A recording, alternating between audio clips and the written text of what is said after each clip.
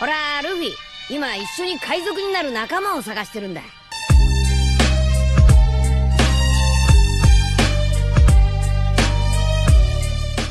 Hello guys, welcome to my channel The Wandering Zoro, your go-to destination for anime-related content.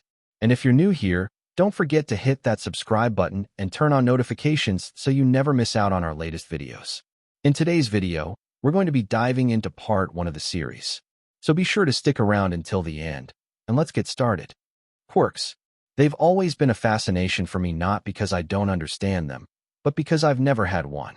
My name is Izuku Yagi, the youngest child of Tashinori and Inko Yagi. I'm part of a rare group in a world where 80% of the population possesses quirks, leaving only 20% quirkless. In my family, though, I'm the anomaly, the odd one out. I'm 12 years old, and lately, it feels like life has hit rock bottom. Ever since the day our quirks, or lack thereof, were revealed, my parents' attention has gravitated toward my siblings. I can't help but feel overshadowed. Ichiro, my eldest brother, inherited the best of both our parents. With my mother's green eyes and my father's yellow hair and build, he's the perfect blend of their strengths. His quirk, Impact Drive, is nothing short of extraordinary. It amplifies his natural abilities exponentially, giving him unmatched strength, speed, agility, and durability. It's a power destined for heroism. Then there's my sister, Inori, the middle triplet, who looks more like my father with her blonde hair and blue eyes, but carries my mother's delicate features. Her quirk, Mind's Reach, is equally impressive. She can manipulate objects with such precision and power that even heavy appliances like a fridge are effortless for her. However, there's a cost. Overusing her ability leaves her with debilitating migraines. And then there's me, Izuku Yagi, quirkless and seemingly insignificant. In a family of brilliance, I'm just there. Don't get me wrong. They would still feed me, but the attention that I received was nothing. I barely got any attention while my siblings received it all. They wouldn't listen to my suggestions. They wouldn't be there when I had something going on, but they were always at my siblings' side. At this point, if there was a fire inside the apartment, I am sure that I would have been forgotten in the building if it was burning down. I am not sure how I am going to do it, but I am determined that I will be a hero. I might be 12 years old, but I still have time to be better, stronger, and everything else in between. I was interrupted by my thoughts as I heard someone being pushed down. I looked to see Kaken pushing down a kid. Behind him were Inori, Ichiro, and some other of his friends. Kaken, or Katsuki Bakugo, was a name that struck both fear and frustration into my heart. He had always been a force to be reckoned with, a fiery personality paired with an explosive quirk aptly named Explosion. It wasn't surprising to see him bullying someone. It was practically a daily occurrence. What shocked me was the sight of Inori and Ichiro standing behind him, arms crossed and smirking. The boy on the ground looked younger than us, maybe 7 or 8. He had tears streaming down his face as he clutched a toy that Kaken was trying to rip from his hands. "Give it here, you little runt." Kaken barked, his palms crackling with small pops of energy. "Stop it, Kaken," I yelled, stepping forward without thinking. My voice wavered slightly, but I refused to back down. Kaken turned to me, his eyes narrowing. "What do you want, Deku?" He sneered, using the nickname he had coined to remind me of how useless I was. I always hated that nickname. It was used so much that I am referred to by everyone as Deku, even the teachers. I grit my teeth, doing my best to ignore the sting of his words. I said, "Stop it." My voice cracked slightly, but I stood firm, taking another step toward Kaken. The boy on the ground was still crying, clutching his toy desperately to his chest as Kaken's explosive hands hovered over him, ready to cause more damage. Kaken scoffed. "Why should I listen to you, Deku? You don't even have a quirk." Inori chuckled sweetly at this. "Good point. I almost forgot," she said, lifting him with her quirk and throwing him to the side. I flew into the air and landed in a pond full of koi fish. I stood, dripping wet, eyes stinging from the water, my body shivering in the cold. I wanted to scream, but I kept it in, holding back the tears that were threatening to fall. I couldn't let them see that they were getting to me. I couldn't let them see how much it hurt. As I looked up, I saw Kaken, standing there with his hands still smoking from his quirk, a smug grin on his face. Inori and Ichiro stood off to the side, watching with detached expressions, not even flinching as I struggled to get out of the pond. They were just watching, like it was all some kind of game to them. Inori's voice rang out, sweet but mocking. Oops, looks like you slipped, Deku, she said, crossing her arms, her gaze never wavering. You really should learn to watch where you're going. Kakin grabbed the toy from the kid's hand and chuckled. You know what? I think I should teach you a lesson. Explosions going off in his hands as he walked over to Izuku. This is for meddling in business that isn't yours, he said as he sent a small explosion my way. I was hit by the front of the blast, sending me flying further. I slammed into the dirt, my body skidding across the ground, the force of the explosion leaving me breathless. I coughed, tasting the smoke in my mouth, and for a moment, I just lay there. My clothes were burned, my skin stinging from the blast. The world felt distant as if everything had slowed down. But the pain wasn't what hurt the most. It wasn't the bruises or the burns. It was the way they all stood there as if my suffering was just a trivial thing to be ignored. Kakin's laughter rang out above me. You think you can stop me, Deku? You're nothing. You're just in the way. I slowly pushed myself up, my hands trembling as they scraped against the dirt. I could feel the tears threatening to fall, but I refused to let them show. I wasn't going to give him the satisfaction of seeing me break.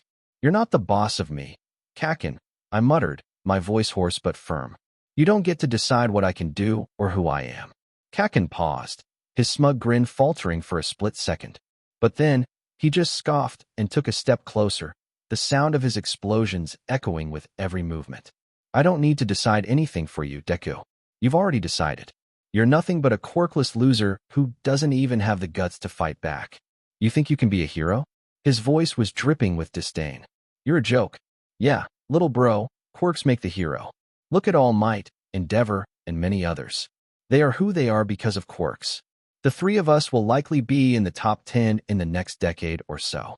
I would just give up on your dream if I were you, he said, walking over and looking down on him. I couldn't believe what I was hearing. My own brother, Ichiro, was telling me to give up on my dream. My own family, the ones who should have been supporting me, were the ones trying to tear me down. But I couldn't let them. Not now, not ever. I don't care what you say, Ichiro. I spat, my voice shaking but full of determination. I'm going to be a hero, and nothing is going to stop me. Not even you. Ichiro's eyes narrowed, and for a brief moment, there was a flicker of something, maybe doubt, maybe something else. But then, just as quickly, it disappeared. He stepped back, raising his hands in mock surrender, but his words were still as cutting as ever. Fine, do whatever you want, he sneered. But don't expect anyone to help you when you fail. Inori let out a soft, mocking chuckle. Look at you, trying to act all tough, but you're nothing, Izuku. You'll never amount to anything. You'll always be just Deku. With that, the three of them walked away, and I still stayed in the same spot. The attacks had launched me out of the playground, but not like that mattered anyway. I slowly got up in pain as I had hoped my clothes were fine. I looked down to see there were singe marks and a couple of rips in the shirt and pants. I've had much worse, I said to myself.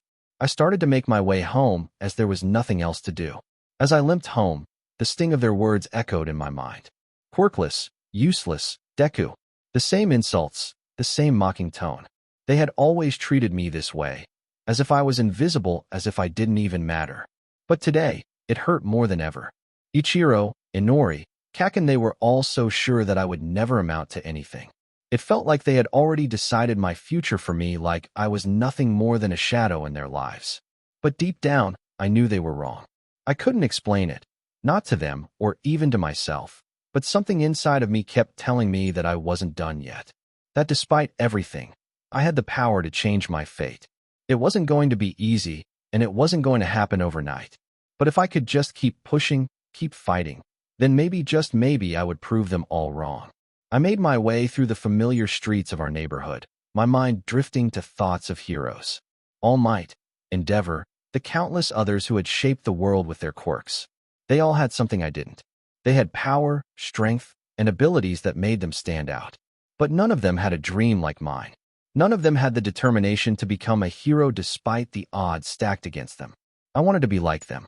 I wanted to protect people, to be the one who stood up for those who couldn't defend themselves. I wanted to be the one who made a difference in the world.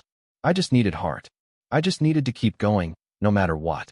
When I reached our door, I hesitated for a moment, taking a deep breath before I pushed it open. The familiar warmth of the apartment greeted me, but it didn't feel the same. It felt distant, like everything was out of reach. I glanced at the living room, where my parents were sitting, watching TV. I went to my room to get changed for supper. The thing is, they didn't care about this type of stuff. I told them once that Inori and Ichiro did this to me, and they didn't believe me. They are so wrapped up with their children with powerful quirks that they don't see any flaws in them. I went to the bathroom to get some bandages and wrapping for my injuries. I stood in front of the bathroom mirror, carefully wrapping the bandages around the burns on my arms and the small cuts scattered across my body. My reflection barely seemed familiar to me. My face was a mix of dirt, water, and the remnants of the explosion, but it was the exhaustion in my eyes that stood out the most. I couldn't deny it anymore, the weight of their words, their indifference. It was all starting to take its toll. I finished wrapping my wounds, making sure the bandages were secure before heading back into my room. The door creaked open, and I stepped inside, my eyes immediately drawn to the small stack of notebooks and papers on my desk. They were filled with all sorts of scribbled plans, calculations, and notes. Most of it was about heroes, how they trained, how they fought, and how they overcame their weaknesses. I had researched everything I could find on becoming a hero, but none of it seemed to matter without a quirk. I ignored those thoughts and headed downstairs to eat some dinner. Inori and Ichiro were already back as I pulled a chair up to the table. As I sat down at the dinner table, I couldn't help but notice how easy it was for Inori and Ichiro to laugh and joke around with our parents. They didn't even notice me as I quietly picked at my food, my eyes on my plate. I felt the familiar ache of being invisible. My parents were absorbed in the conversation, asking Inori about her latest training and Ichiro about his achievements at school. They asked how their quirks were progressing, congratulating them on their successes without a second thought. The silence at the table was suffocating, and I hated it. It wasn't that I didn't love my family. Actually, now that I think about it, did they truly love me? It was an honest question. It was a constant reminder that they didn't see me the same way. My own parents never asked about my day or my dreams. Instead, their conversations revolved around how much potential my siblings had and how incredible their quirks were. It felt like I didn't belong in this family, like I was just a shadow in the background. I quickly finished my food and made my way upstairs to my room to just decompress. I lay down on my bed and just looked up at the ceiling. The only thing in my room that made it vibrant was the few hero posters in my room, which were of All Might. Every hero deals with their own challenges. It's how you make the most of the good and the bad that makes you the person in the end, I said to myself. I said that every day to make sure that I never gave up. That was when I felt something strange. It was a pulling sensation in my head, no, my whole body. I felt like I drifted into consciousness as the pulling sensation continued. Third-person POV. Izuku opened his eyes to see that he was in an open area. He had no clue where this was, and he was slightly nervous. The area was blue mixed in with black, and it looked like it expanded on for miles. "Hello," he called out, but all he heard was the echo of his voice. He started to walk in a direction, hoping to find something that would show him where he was at. That was when something started to form right in front of him. It looked like pixels started to form right in front of him, and he stepped back slightly. The pixels started to form in the shape of something that resembled a human. Izuku stood frozen as the pixels in front of him swirled and shaped into a human form. The digital figure slowly solidified, its features becoming clearer with each passing moment. It eventually formed into a man with a suit and tie. He stood around 6'6" tall and looked more like a butler than anything. "Who are you?" Izuku stammered, his voice trembling, unsure whether he was dreaming or something far stranger was happening. "You, my good sir, can call me Chase.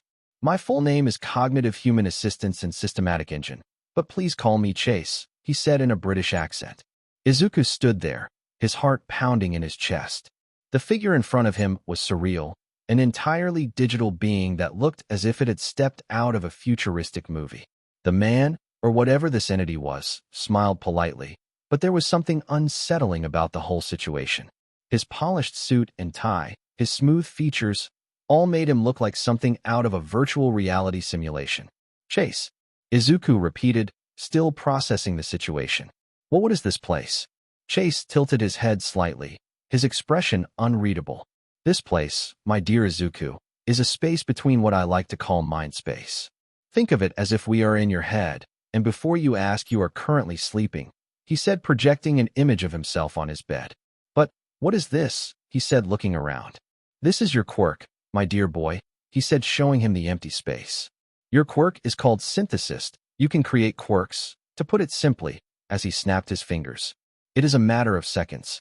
The space transformed itself into a home. Izuku was sitting down with a cup of tea in his hand.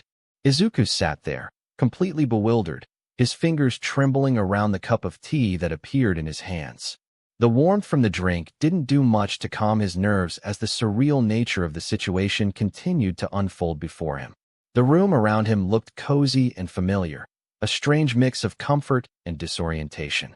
He glanced up at Chase, the figure who had just told him that his quirk was synthesis. I can create quirks? Izuku repeated, still trying to wrap his mind around the words. But how? How is that even possible? I don't have a quirk, I'm quirkless. Chase smiled faintly, his hands clapped together in front of him, like a butler ready to explain some grand mystery. Ah, but you do have a quirk, Izuku, he said, his voice calm and measured, as if it was the most obvious thing in the world. The reason you couldn't see it before was because it's different. Unique, if you will. Izuku shook his head, trying to understand. But I've never shown any sign of having a quirk. My parents, my siblings. His voice faltered as he thought about how they had always treated him like an outcast. He felt like he was suffocating in the weight of their expectations, or rather, their lack of them. That is because your quirk needed years to develop. A little over 8 years since that day of the quirk exam, and now you have your quirk, he said, sitting in a chair across from him. So many questions. Izuku trailed off as he wiped his tears away. Most were from frustration, but also sadness, happiness, and anger. But if I can create quirks, how does it work? Izuku asked, his voice still shaky, but with a spark of curiosity in it now. What do I have to do? Chase stood up, walking around the room in a slow, deliberate manner. The process of creating a quirk, Izuku, is not as simple as snapping your fingers. It requires understanding. From this point on, anyone that you physically touch or vice versa will allow you to store the quirk's power, abilities, and knowledge of the quirk here, he said, showing him an area of empty shelves. Izuku wiped some more tears away from him as he tried to understand. Wait, so I copy the quirk, but I don't? He asked, confused. Chase gave a soft chuckle as if Izuku's confusion was perfectly normal. Correct, Izuku. You will store the quirk's power and knowledge, but you will not inherently copy the quirk to use. Think of it like a library of sorts. You will keep the ability to access it and understand how it works, but you will not permanently adopt the traits or powers of the quirk unless you choose to. You can pick and choose the ideas, powers, or abilities of the quirks to create your quirk. Oh, I see. How do I create a quirk? He asked, getting more and more excited. Well, once you have some quirks stored in here, you can pick and choose abilities in here to manifest and create it into being. If you even wanted, you could just use the quirk you copied. However, it is not as easy as it seems, he said, showing him to a big console. What do you mean? He asked, confused once again. Well, you see, there are restrictions to your quirk. You need to reach certain requirements and goals to create your quirk. For example, he said, pulling up a screen. You can't create one just yet, as you need to go and make contact with someone. The other restriction of your quirk is you cannot copy and store the quirks in the library for people that you have a blood relation with, he said, looking at him. Good. I don't need their quirks anyway, he said, quieter than normal. Izuku sat back, absorbing what Chase had just explained to him. The idea of having the ability to create quirks, to store and understand them, was overwhelming. He never imagined that something like this could exist, especially not for someone like him who had always felt invisible in a world where everyone had a quirk except for him. The thought that he wasn't truly quirkless was both a relief and a source of fear. There was so much potential, but also so much responsibility tied to this newfound power. His mind raced with possibilities. What kind of quirks could he store? How could he use them? And why had it taken so long for his quirk to manifest? All these questions swirled around him, but one question stood above the rest. Could this truly make him a hero? Could he finally prove everyone wrong? Izuku nodded slowly, taking it all in. So, I'll need to find quirks first, right? To store them, I mean. Yes, that is correct. As I said before, from this day on, any physical contact and their quirk is stored here, Chase said. So, how can I come back to this place? asked Izuku. Think of me in this place, and you can come back here whenever you want, Chase said, smiling. I should also let you know that time moves differently in here than out there, he said, referring to the outside world. Really? Yes, indeed. Time moves 5 times slower here. If you are here for 5 hours, it will be 1 hour out there. Plus, you can be here when you are sleeping and still get rest for your body, said Chase. Izuku nodded, trying to wrap his mind around everything. The concept of storing quirks and creating his own was a lot to take in. His mind raced with excitement and uncertainty. For years, he had felt useless and powerless, and now he had the potential to change that. But there were still so many questions, so many things he didn't understand. So if I store someone's quirk, I can use it to create my own, but it won't be like theirs? Izuku asked, trying to clarify. Chase nodded, his smile never faltering. Exactly. You'll have access to the knowledge, power, and abilities of the quirk, but you will have the freedom to modify and create something that is uniquely your own. Think of it as a recipe. You can take ingredients from different quirks, combine them, and create a dish that is entirely new. Izuku's heart skipped a beat. The idea of being able to make a quirk that was truly his own, shaped by the quirks of others, was something he had never imagined. It was like being given the power to forge his destiny, to write his own path in a world where the odds had always been stacked against him. But how do I choose which quirks to store? What if I make a mistake? Izuku's voice trembled slightly as the weight of the responsibility began to sink in. Chase smiled. That's the best part. You can store as many as you want. That, and when you can create a quirk, I will send a notification that only you can see saying that you can create a quirk. Izuku smiled at that. Well, thank you, Chase. I think I am going to go to sleep for Real in the outside world. Sounds good. Good night, my dear boy, he said, patting his head as he was teleported out to get some sleep. The next morning, Izuku had some pep in his step and got his clothes on with some enthusiasm. He wanted to see what his family would think of him having a quirk. He walked downstairs to his family, getting ready to eat breakfast. Inori looked over to her brother to see he was a lot happier. That annoyed her for some reason. What's up with you? She asked as she poured some milk into a glass. I got a quirk, he said, smiling. Inori looked at him before snorting, with that snort turning into a laugh. That is actually funny, she said, wiping a tear away. Izuku's smile faltered for a brief moment, but he quickly regained his composure.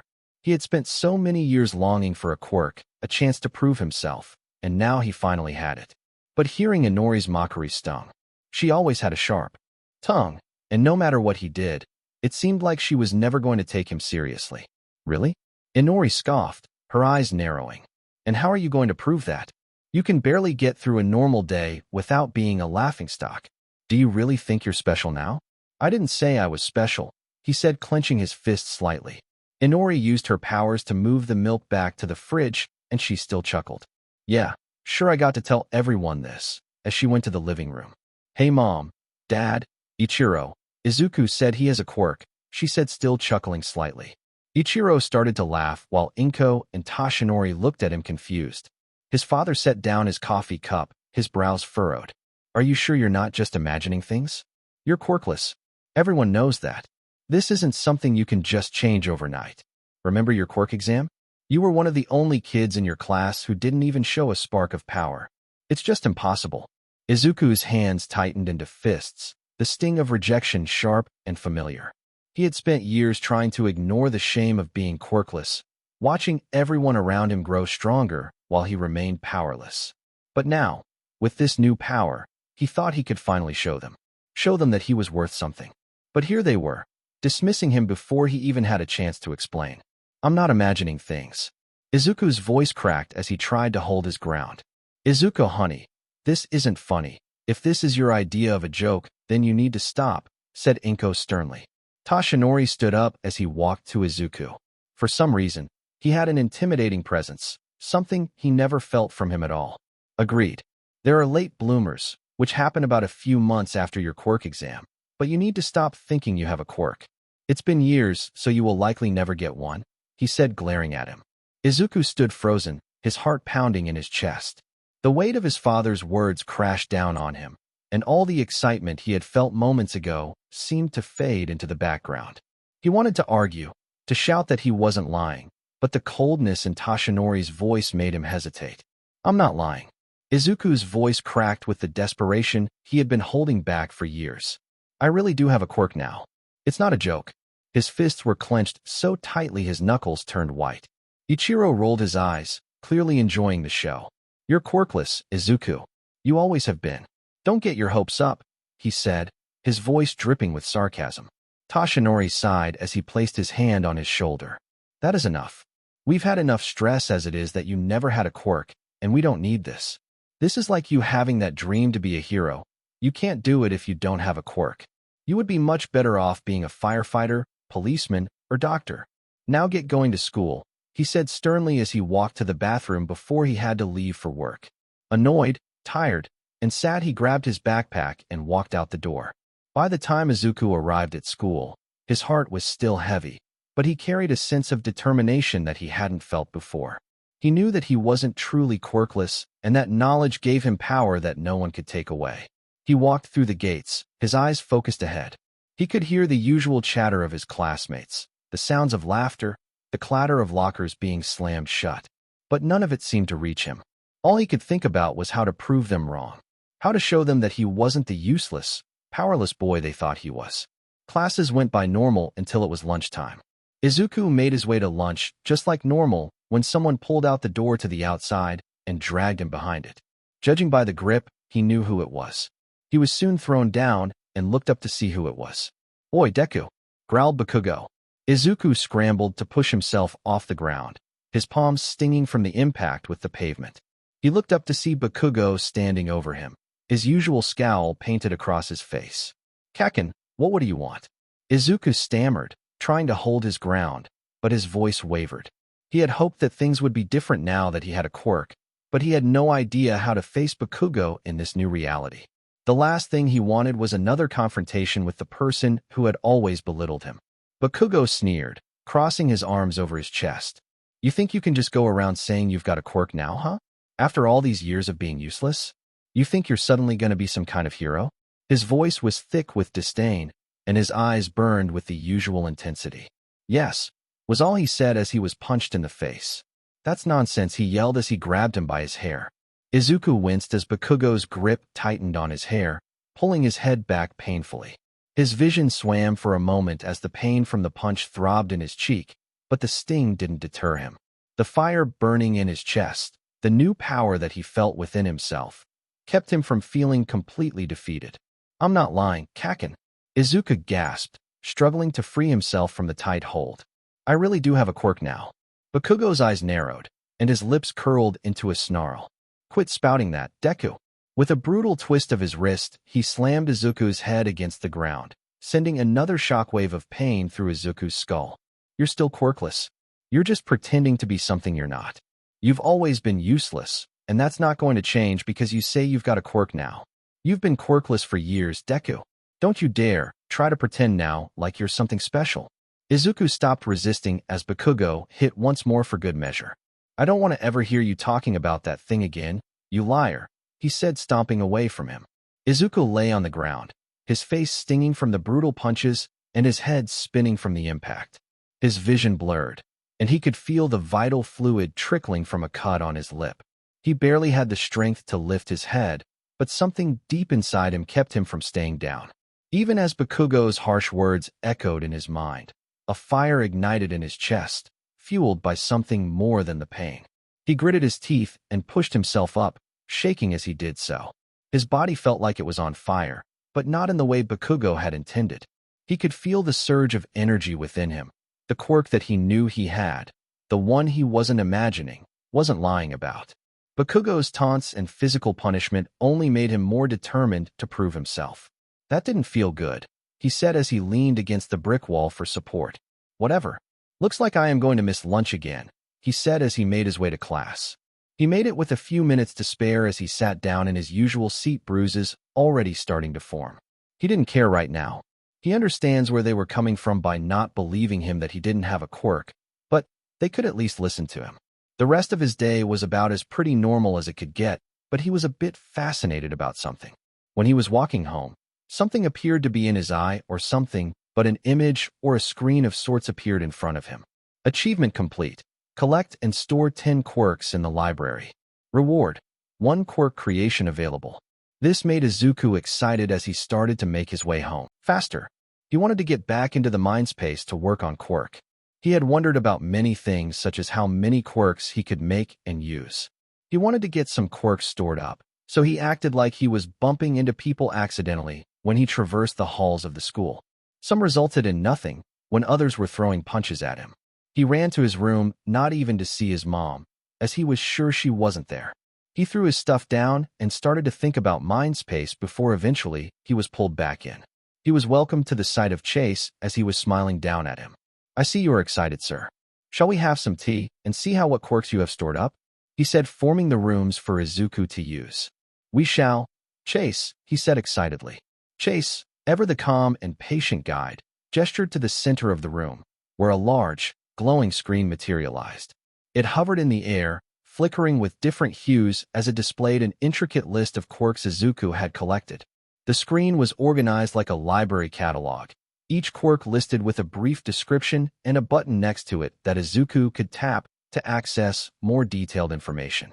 Izuku's fingers hovered over the screen.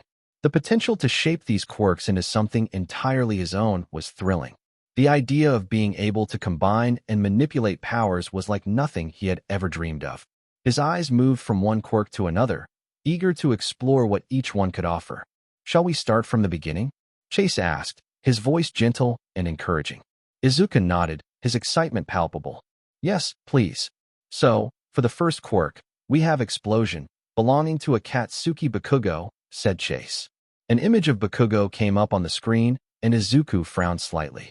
This was from the fight at noon. "All right, let's do the next one," said Izuku, ready for what was next. Chase swiped to the next entry. Quirk number 2, Adhesion.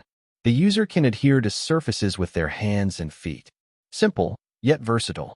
Izuku's face lit up. That sounds a lot like a spider's ability. It could be great for mobility or even stealth if used right. "Indeed," Chase replied, pleased with Izuku's growing enthusiasm. Chase swiped to the third entry, the glowing screen adjusting as the next quirk appeared. The third quirk is Cerebral Enhancer, a quirk designed to enhance cognitive abilities dramatically. It allows the user to increase their IQ in proportion to their focus and effort, enabling accelerated problem-solving, strategic thinking, and memory recall. Izuku's eyes widened with excitement as he stared at the screen. An IQ boost? That's incredible. I can imagine so many uses for it. I could analyze situations faster, plan battles better, and even optimize how I train and use my quirks. This could really level the playing field.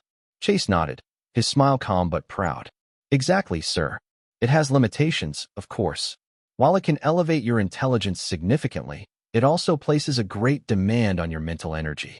Overuse may lead to cognitive fatigue, headaches, or even temporary confusion." "That sounds awesome. We will have to come back to that later," he said excitedly. "Indeed, we will. For your fourth quirk, we have Jolt. Not very powerful in terms of destructive power, but it allows the user to send out small amounts of electricity into their fingertips that reach about 6 inches. Izuku nodded, listening carefully as Chase described the fourth quirk. "Jolt, huh?" Izuku mused aloud. "That could still be useful, especially in a pinch. I could use it to shock enemies or short-circuit tech, maybe even give myself a boost in combat if used correctly." He considered how he could make the most of each quirk, turning every ability into an asset, no matter how small. Chase nodded. "Exactly, sir. Even simple quirks like this have potential." "Now, for your fifth quirk," he swiped again, and a new quirk appeared on the screen. It went like this for the next few minutes. Izuku was fascinated with quirks, but in terms of overall usefulness, this was very incredibly specific. He knew quirks could be powerful if you trained them, so he would store off on the rest of them.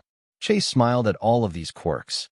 "Well, Master Izuku, these quirks are indeed interesting, and now we have our final quirk," he said, pulling it up on the screen. Izuku was shocked at the man who was on his screen. He said, "Tashinori Yagi with the quirk One for All." Izuku's mouth was drier than the Sahara Desert as he saw two images on the screen. "Chase, why is All Might and Dad up on the same screen?" he asked, hoping this wasn't going where this was going. "Because, Izuku, they are the same person," he replied to him. "But, you said I can't copy my family's quirks because they are blood-related," he said, wanting answers. "While that is true, It says here that One for All has been passed down to several people, he said, showing a screen of its past users. Izuku was holding his hand to his head. This was all too much to process. Why hadn't his dad ever told him or his family that he was the #1 hero? Izuku's mind was racing. He stared at the screen in disbelief, his eyes locked on the names of previous users of One for All, and then back to Toshinori Yagi's image as father. His breath caught in his throat as he processed the information. All Might is my dad, Izuku whispered under his breath, his voice barely audible. His hands began to tremble. I never knew. Why didn't he tell me curse it? He told me to give up on my dream of being a hero because I didn't have a quirk.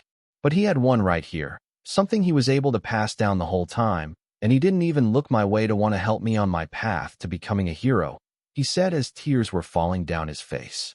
Chase's voice was soft as if he understood the storm of emotions swirling inside Izuku. I know this is a lot to process, Izuku, but this is your reality now. Izuku wiped his tears away in frustration as he looked at the screen once more. I think that I would like to examine all of the quirks and their abilities now, he said, trying to avoid the subject. All right, sir. What kind of quirk were you thinking? He asked curiously.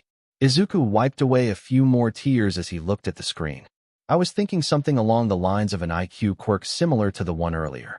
Chase nodded thoughtfully, sensing Izuku's need to focus on something constructive. I understand. A quirk like that would be valuable, especially in helping you understand and master all the quirks you've already collected. Let's go ahead and explore that route.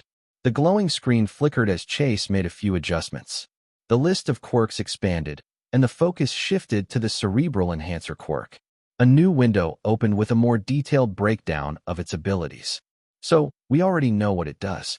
What are the restrictions and cons of the quirk? That, and I would like to know how much the IQ is increased by, he said, putting a finger under the chin. Chase nodded with approval as he tapped a few controls, expanding the information on the screen for Izuku to examine. A new section appeared, labeled Cerebral Enhancer Detailed Breakdown. Here are the specifics, Izuku. Chase began, his calm demeanor not changing despite the emotional weight Izuku was carrying. The quirk allows you to significantly enhance your cognitive abilities, which means your IQ can be increased by up to 100 points based on your focus and effort. This could theoretically push your intelligence into the genius category, enabling you to process information and solve problems much more rapidly. For someone like you, it would enhance your strategic thinking, combat tactics, memory recall, and even your understanding of quirks. Chase continued. However, as with all powerful abilities, this one does come with its drawbacks. The more you use it, the more mental energy it consumes. Extended use beyond your physical or mental limits could result in cognitive fatigue, memory lapses, and even temporary loss of coordination or confusion. In extreme cases, it could even lead to memory loss if overused, so it's essential to be mindful of your limits. What if we do not have those restrictions? How would this affect the quirk? He asked. I was hoping you would ask this. You see, sir, when creating a quirk, if you were to not have restrictions on a quirk, it would give you lower stats such as less power, he said as he adjusted the restrictions on the quirk. So, you will increase your IQ by only 40 points. However, you will be able to continuously have this quirk on at all times with no side effects whatsoever. It will be like you won't even feel it, he said, showing him. Izuku took a moment to absorb the information, his mind racing as he tried to make sense of the choices before him. The prospect of enhancing his cognitive abilities without limits was undeniably tempting, but the reality of what such a decision would mean weighed heavily on him. His hand hovered over the screen as he thought it through carefully. 40 points isn't as high as the full 100, Izuku murmured, but being able to keep the quirk active all the time sounds like it could help me stay on top of everything. I wouldn't have to worry about cognitive fatigue or burning out. He glanced over at Chase, who was watching him with a calm, expectant expression. That's correct, sir, Chase said. The trade-off would be a slightly smaller increase in intelligence, but you would be able to maintain a consistently sharp mind without risking overexertion. You could always rely on your enhanced focus and analysis without any downtime. Izuku nodded thoughtfully. That doesn't seem too bad, to be honest. What is my IQ now? Your IQ right now, as you are 12 years old, is currently 123. This means you would have a 163 IQ with this quirk. Your IQ will also increase as your brain is not fully developed yet, he said, smiling at him. Relieved, Izuku gave a decisive nod. Then that's what I'll do. Let's create the quirk with the 40-point boost and unrestricted use. Chase gestured to the glowing screen, and with a wave of his hand, the parameters were set. A swirling vortex of light appeared before Izuku, pulsating with energy. Chase explained, "This is the creation process. Simply reach out and claim it, and the quirk will be yours." Taking a deep breath, Izuku stepped forward and extended his hand. The swirling light seemed to respond to him, wrapping around his fingers and seeping into his skin. A warm sensation flooded his body, and for a moment, his vision blurred. When it cleared, he felt sharper, like a veil had been lifted from his mind. "How do you feel, sir?" Chase asked, a hint of pride in his voice. "I won't lie, I feel pretty much the same. But I do feel like something changed inside of me," he said, clenching his fist. Chase smiled warmly. Indeed, the effects may not feel immediate since the quirk enhances cognitive functions rather than physical ones. However, you'll start noticing subtle differences soon: clearer thoughts, faster problem solving, and perhaps a better understanding of complex situations. "What shall you name the quirk, sir?" he asked to write it down. Izuku nodded, still clenching and unclenching his fists as he adjusted to the newfound clarity in his mind. Already, he could feel his thoughts flowing more smoothly, like a river unobstructed by rocks. It wasn't overwhelming, but it was enough to make him feel sharper. "How about brain boost?" he said, smiling. "I like it," he said, writing it down into the system. "Well, now that we've taken care of that, what's next?" Izuku asked. His voice was steadier than before. He was eager to channel his emotions into something productive.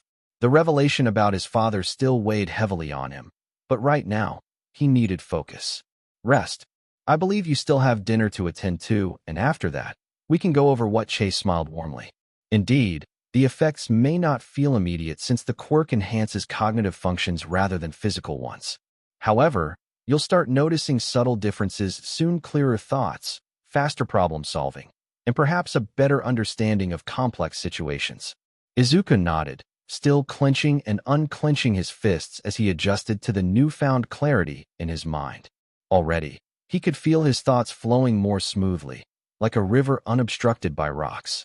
It wasn't overwhelming, but it was enough to make him feel sharper. "Well, now that we've taken care of that, what's next?" Izuku asked. His voice was steadier than before. He was eager to channel his emotions into something productive. The revelation about his father still weighed heavily on him, but right now, he needed to focus on what to do next, he said, bowing slightly. "That sounds good. When can I create my next quirk?" he asked curiously. "Not until you reach and meet this requirement," he said as he put it up on the screen. Chase's demeanor turned slightly more serious as he gestured to the glowing screen. "The requirement for creating your next quirk is simple but crucial, Master Izuku. To harness your quirks effectively, your body needs to be in peak condition. It's not just about mental sharpness, but physical readiness too. You'll need to meet this prerequisite before we can move forward." Izuku squinted at the screen, reading the text carefully. "Apply for a gym membership, get a job, and commit to a consistent workout routine for 3 months. He frowned, feeling a pang of hesitation. "A job? At my age? Isn't that going to be difficult?" Chase's expression softened. "Not at all, sir. Plenty of opportunities exist, even for someone your age. It's not just about earning money, though that will help you gain independence. It's also about learning discipline, time management, and responsibility skills that will serve you well as a hero. Not to mention, your quirks will place an immense strain on your body. Enhancing your physical endurance, strength, and agility will ensure you can wield them effectively without injuring yourself. Think of this as laying the foundation for your future success." "Thank you, Chase," Izuku said with a small smile. "I think this is going to make a big difference." Chase nodded, his expression calm and reassuring. "You're welcome, sir. Remember, this is only the beginning. But get going to dinner. You have been here for about 3 hours, meaning that it has been 36 minutes out there," he said. With that, Izuku went back to the real world and sat up from his bed. It might have been less than 24 hours since he acquired his quirk, but it sure was going to be a while before he could get used to that. He then remembered All Might and his father being the same person. He still was so pissed off. He never felt like this before. He felt betrayed by his father. The same man who had been quirkless at one point told him that a quirkless person could not become a hero.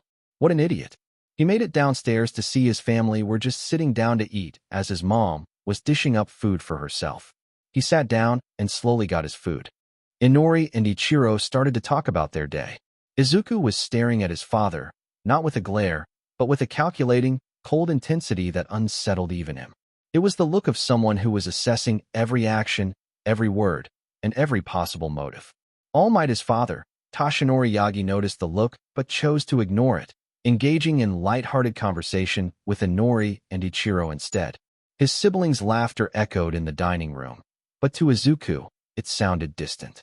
His mind was too busy swirling with thoughts. How could he say something like that to me? He thought bitterly. How could someone who claimed to care about me so much dismiss my dreams as impossible, all while hiding his identity? The betrayal simmered just beneath his otherwise calm exterior. He wouldn't lie when he said he was curious as to how this skinny blonde man, who was barely 5 foot 10 inches tall, was All Might. One for All must have been one heck of a powerful quirk, and he would have to investigate it. That's some good progress, Inori, said Inko happily. Izuku shook his head at this. Conversations like this were starting to bother him more and more because he was never asking about how his day went. He finished eating and started to make his way up to his room. He had a lot of research and a lot of catching up to do. 1 month later. And that is another $100, he said, sighing. $100 was enough for a 1-month membership at the local gym. Yes, it was local. However, it was a gym with a pool, a track, mixed in with a dojo. It was the real package and why it was so expensive, and he was glad to be going there. Izuku had managed to secure an online job as a customer support agent for a tech company. It wasn't glamorous work, but it allowed him to contribute financially to his goals while maintaining flexibility with his schedule. He worked a few hours each day after school, answering queries about troubleshooting software issues and helping customers navigate their products. While the work was sometimes repetitive, it gave him a sense of accomplishment. Each paycheck brought him closer to achieving his plans. Sitting at his small desk, Izuku adjusted his headset and glanced at the queue of support tickets. The first was a customer struggling with a frozen application. He quickly reviewed the troubleshooting script, then typed out a concise, polite response. "Thank you for reaching out. Here's what you can try to resolve the issue." He hit send and moved to the next ticket. Despite the monotony, Izuku approached the job with the same determination he applied to everything else in his life. He saw it as more than just earning money. It was an opportunity to refine his communication skills, practice patience, and strengthen his ability to solve problems under pressure. By the end of his shift, Izuku leaned back in his chair, rubbing his temples.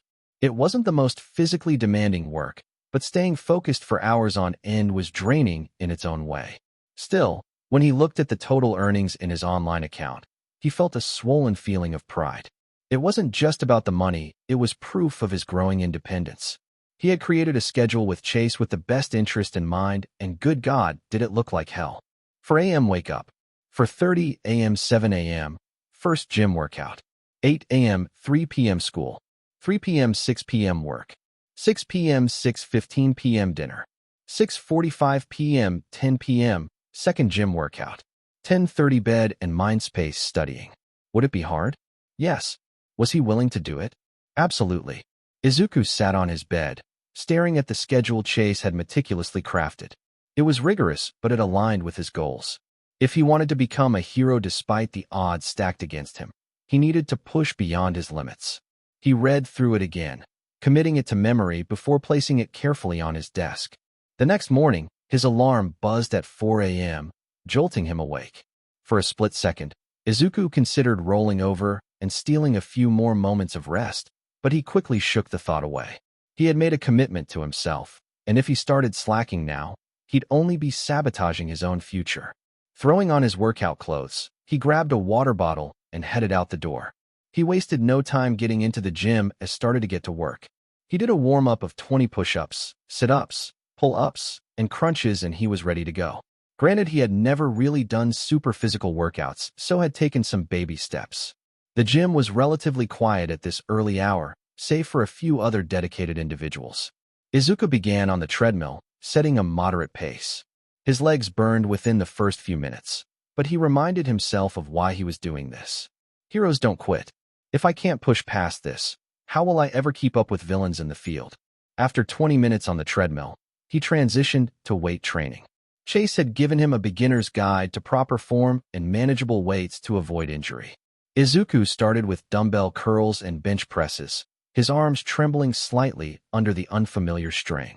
Despite the challenge, he felt an undeniable sense of satisfaction with every rep completed. Sweat dripped down his forehead as he pushed himself further than he ever had before. By the time he moved on to core exercises, he was already feeling the effects of the morning's work. Planks, Russian twists, and leg raises tested his resolve, but Izuku grit his teeth and kept going. Every fiber of his being screamed at him to stop, but he countered each thought of doubt with images of his future standing tall as a hero who could save lives and inspire others. When the clock struck 7 a.m., Izuku finally wrapped up his session. His muscles ached, and his body was drenched in sweat, but he felt an overwhelming sense of pride. He had survived the first step in his grueling journey. As he walked out of the gym, the cool morning air hit him, refreshing his exhausted body. One step closer, he muttered to himself, a small smile forming on his lips. The next part of his day proceeded as planned. School. Balancing academics with his new physical regimen was no easy task, but Izuku knew he couldn't afford to let his grades slip.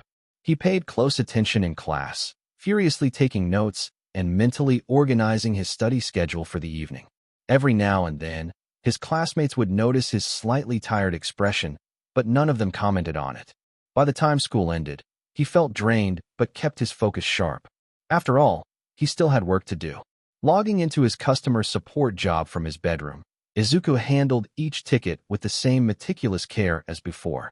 The repetitive nature of the work might have deterred others, but Izuku treated it as a mental workout way to sharpen his problem-solving skills and maintain his composure under pressure. Dinner was brief, as usual, with his family's conversations revolving around Inori and Ichiro's day. Izuku ate in silence, his mind racing with plans for his next workout session. He caught glimpses of his father from across the table, but the calculating, cold intensity in his gaze remained. Toshinori noticed, but continued to feign ignorance, a choice that only deepened the tension between them. After excusing himself, Izuku returned to the gym for his second workout of the day. This time, he focused on different muscle groups to avoid overworking in any one area. He tackled the rowing machine and the squat rack. This place was a lot more at this time, but he didn't mind that. He did feel like he was being watched. Though, he wasn't sure who was watching him, but it was someone doing it. He ended the workout and was going to the locker room when someone stopped him. "Hey, you're Izuku Yagi, right?" Izuku looked up to see a modestly tall man standing near the locker room entrance.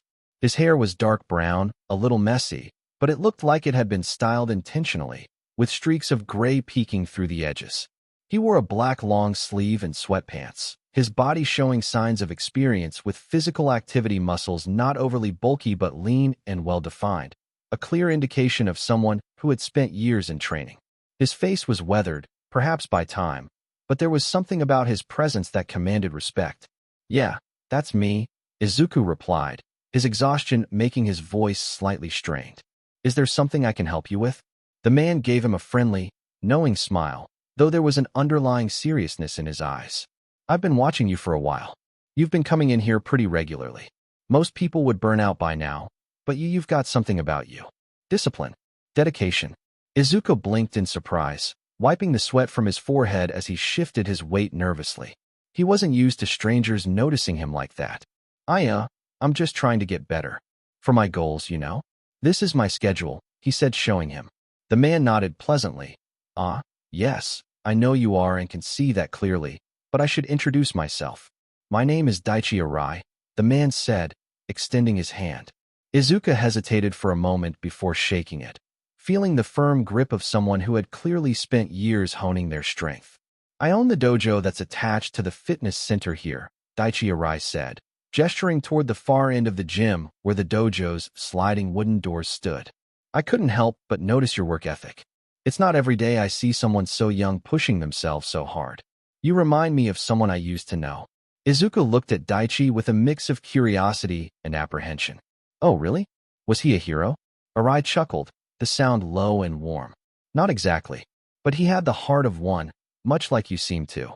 Listen, Yagi, I've been around long enough to recognize potential when I see it. You've got a fire in you, but if you're not careful, that fire can burn you out. Training is good, but training smart is better. Izuku's cheeks turned slightly pink. I'm just trying to catch up. I've got a lot of ground to cover. Arai nodded knowingly. I figured as much. That drive of yours is admirable, but if you're serious about achieving your goals, you'll need guidance. Pushing through pain and exhaustion can only take you so far. If you want, I'd be willing to help you. Teach you how to balance your training, refine your technique, and maybe show you a thing or two about martial arts. It's up to you. The offer caught Izuku off guard. He wasn't sure how to respond at first. He had always been wary of accepting help, especially now that he had decided to forge his path independently. But there was something about Arai's presence, his calm confidence, and the wisdom in his eyes that made Izuku consider the proposition. That's a generous offer, Izuku said cautiously. But I don't have a lot of money right now. I'm already stretching my budget just to be here. Arai waved a hand dismissively. Don't worry about that. Consider it an investment. I see potential in you, and I'd hate to see it go to waste because of something as trivial as money. All I ask is that you show up ready to learn and give it your all. Deal? Izuku hesitated for only a moment before nodding. Deal. Arai's grin widened. Good. We'll start tomorrow evening, based on the schedule you showed me. Come by the dojo, and I'll introduce you to the basics. It's not going to be easy, but then again, I think you already know that. I do, Izuku replied, his voice firm. And I'm ready. The next evening, Izuku stood in front of the dojo's entrance, his nerves tingling with anticipation. He slid open the wooden doors and was greeted by the faint scent of wood polish and the soft light filtering through paper lanterns. The dojo was a stark contrast to the bustling gym, quiet, serene, yet filled with an underlying intensity that made his heart race. Arai stood in the center of the room, wearing a black martial arts gi with a white belt tied around his waist. You're on time. That's a good start, he said, gesturing for Izuku to join him. Izuku stepped onto the polished wooden floor, feeling the cool surface beneath his feet. What's the first lesson? Arai crossed his arms, his expression serious. The first lesson is understanding your limits and learning how to extend them without breaking. You've got raw determination, but that alone isn't enough. You need control, focus, and adaptability. Today, we'll start with the basics of movement and balance. Should we get to know each other first before then? He asked, wondering who this man was. Of course, he said, sitting in a crisscross position just as Izuku did the same. Daichi Arai adjusted his posture, sitting straight and exuding a calm yet commanding presence. He looked at Izuku with a small smile. You're right. It's always good to understand the person you're trusting to teach you. Let me tell you a bit about myself. Izuku nodded, settling into his seat. He was curious about this man who had taken an interest in him. Well, you know my name already, but I am a retired hero who just trains martial arts now. My quirk is triple joint. There are people who are double joint naturally, which was me, but my quirk added another joint, making me triple jointed. It allows me to extend and manipulate my body in ways most people can't, Arai continued, his voice calm yet infused with an undertone of pride. I can bend, twist, and maneuver my limbs to an almost impossible degree. It gave me a unique edge in combat situations, dodging attacks, striking from unexpected angles, and even escaping tight spots. But it wasn't just my quirk that defined me as a hero. I worked hard to refine my physical capabilities and tactical skills. A quirk is just a tool. How you use it determines your success. Izuku leaned forward, intrigued. So, you were a hero? What happened? Why did you stop? Arai's expression softened, a flicker of nostalgia passing over his face. I was a hero for about 15 years, operating under the name Elastic Shadow. I specialized in rescue operations and non-lethal takedowns. I even made it to number 73 on the hero charts, but as time went on, the toll on my body and mind became more apparent. Every fight, every mission, it all adds up. I decided to retire before I hit a point where I couldn't keep up anymore. It wasn't an easy decision, but it was the right one. Now, I focus on teaching others, passing on what I've learned to people like you. Izuku nodded, his respect for Arai growing. That's admirable.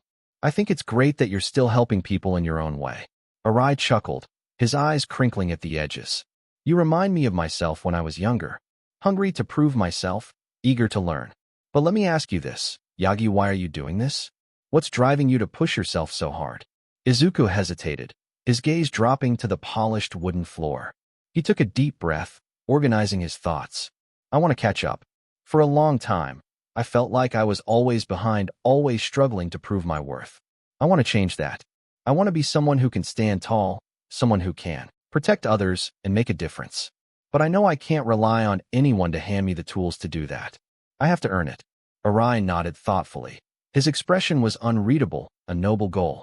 But let me give you some advice, Izuku. You're right to want to rely on yourself, but don't let that turn into isolation. The world is full of people who can teach you, guide you, and challenge you to grow. You're here now, which means you're already taking a step in the right direction.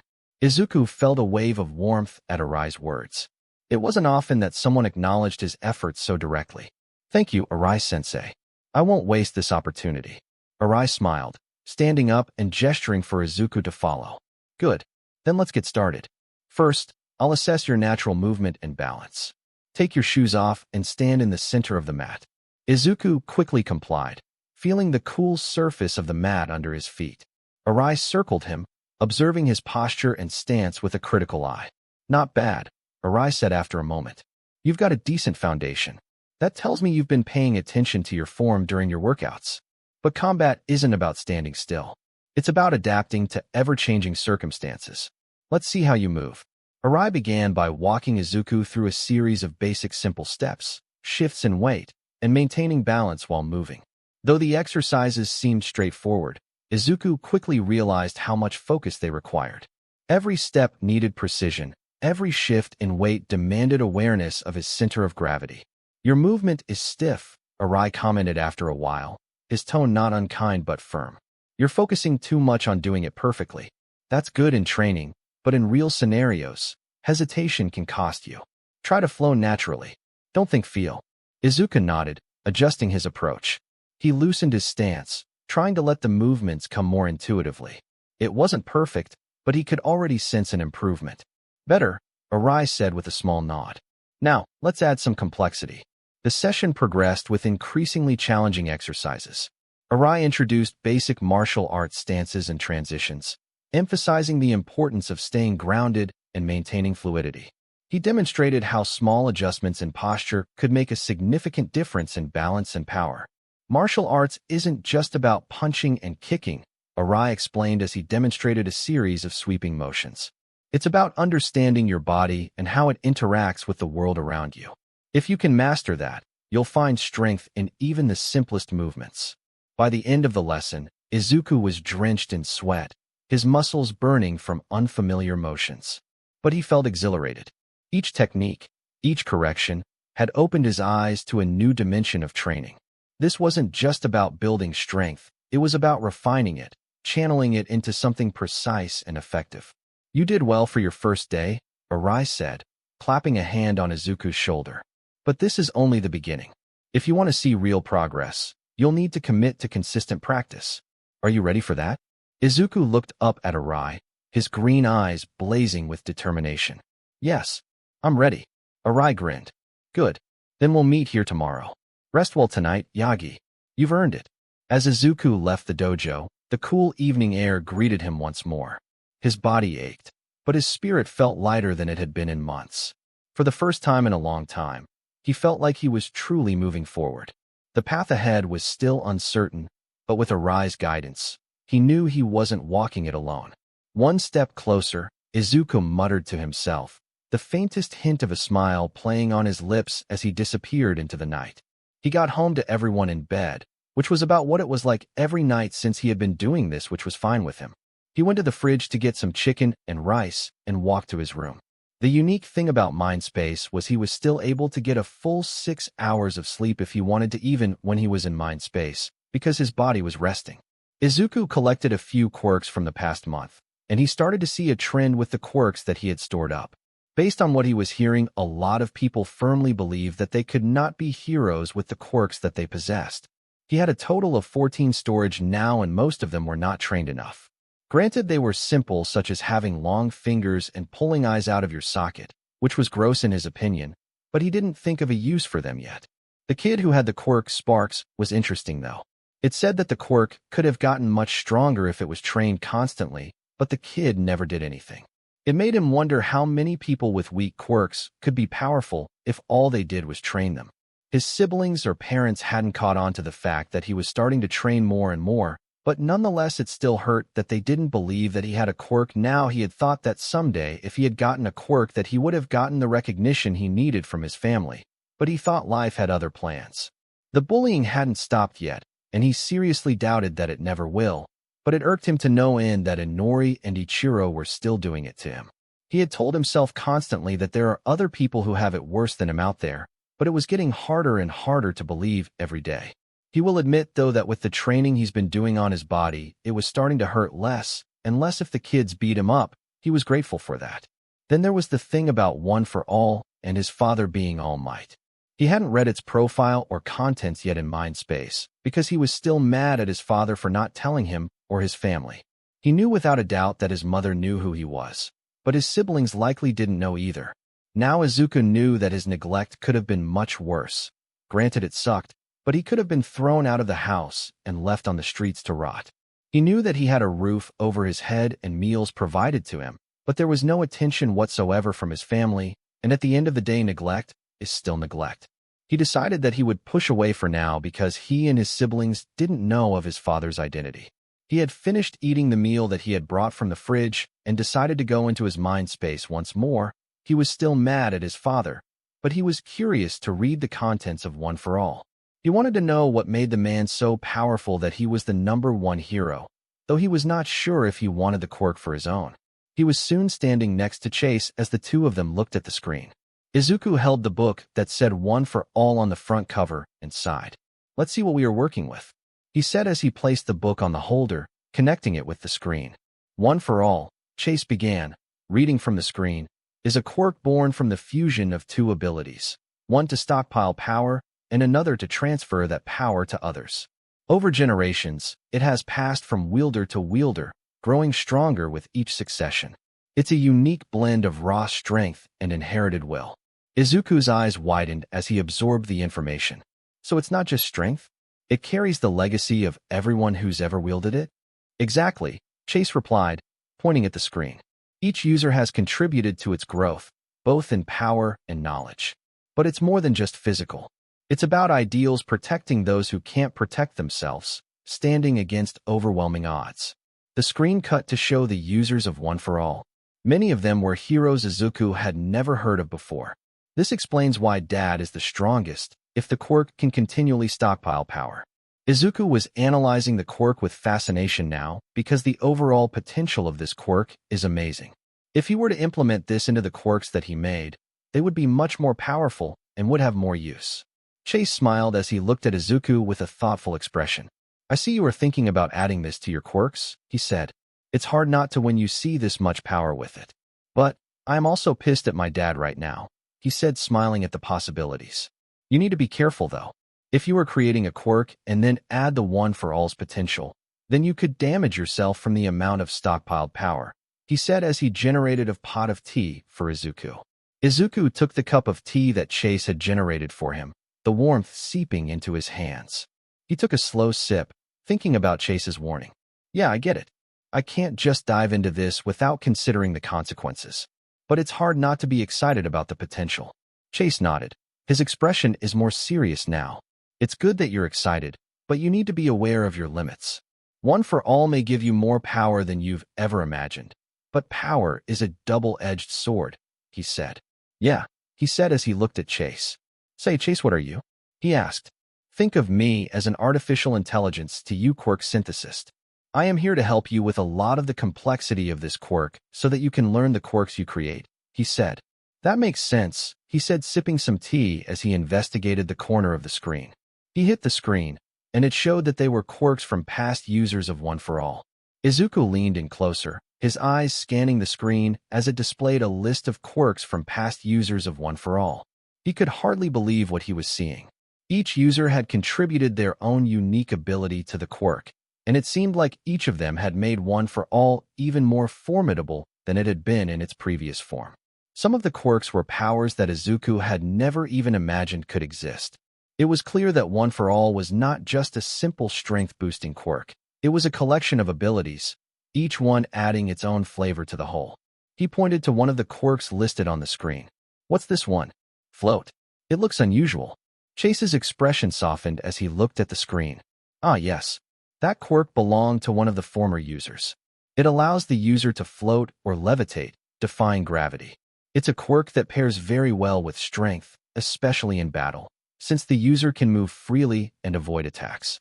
It was a key ability used by the previous wielder of One for All to outmaneuver opponents. Izuku was amazed. He could already see how powerful it would be to combine a strength-enhancing quirk like One for All with something as versatile as float. The possibilities were endless.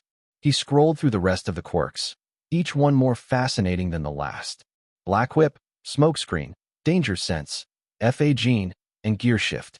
All of them were amazing. He was honestly debating on just using the quirks as they were rather than finding a way to make them better, because most of them couldn't be made better. The next few hours in Mindspace were spent nitpicking the quirks to see what he could do with them and if they could be improved. But before they knew it, he had been there for almost 5 hours, which was about an hour of real time. All right, Chase, I'm going to go to get some actual sleep now. As he started to teleport out of Mindspace, he said, waving. Sounds good, sir. Have a good night rest, he said before he teleported out fully. 2 months later. It had been 3 months since he started his training, and Izuku couldn't be happier. His skinny frame was slow but surely filling out into a leaner and more muscular one. Arai had taught him quite a bit in martial arts, and was glad he was done with some of the training he had him do. Arai-sensei had drilled it into his head that flexibility is something every hero should know, and every day, there was a minimum of 20 minutes of it. Izuku rubbed his inner thigh in pain. He still remembered when he had him to the splits for the first time. He felt like he couldn't walk right for weeks, but thankfully it barely hurt anymore. His job was also going well for him too. He went from earning $15 an hour to now making $18 an hour, which he was all for. As he walked up to the school, he thought that his progress in academics was going to worsen from his training schedule. But as it turns out, they got better. He went from being in the top 15 in the school to he was now in the top 3, with 2 of the other students having IQ quirks much stronger than his brain boost. He also found out that anything that he was touching with his body when entering Mindspace, he would bring in there. So, he started to bring in multiple books for reading, allowing him more time to learn. He started to read into topics of mathematics, biology, chemistry, physics, and technology, often using Mindspace to digest the material more quickly. The more he absorbed, the better he became at applying it in real life. His ability to multitask had improved, and he felt his mind growing sharper with each passing day. As much as he enjoyed his physical training, the mental side of his development was equally important. If he could understand the complexities of the quirks he was working with, he could learn to harness them more effectively.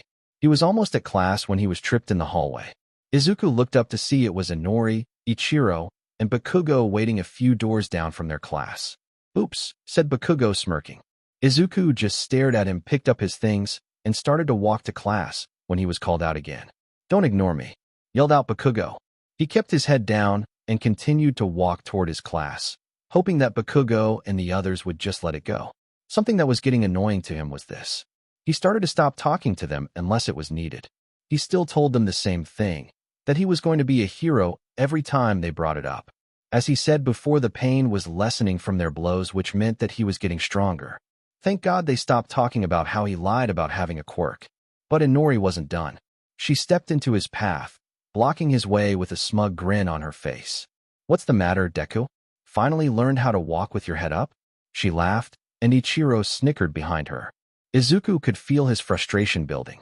The constant teasing and bullying had become an exhausting routine, and though he was getting stronger physically and mentally, it still hurt.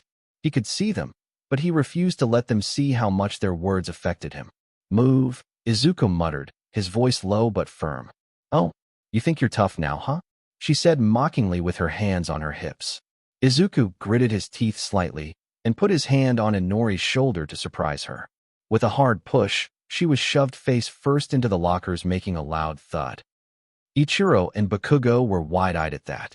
Never in their lives had they seen Izuku lay his hands on someone like that. I said to move, he said coldly, walking into the classroom. Inori looked at him and saw that he wasn't having it today. She was fine, by all accounts, because it didn't feel like he wanted to hurt her, but it still was an act of aggression. Inori glared at Izuku as he walked away, her face flushing with embarrassment and anger.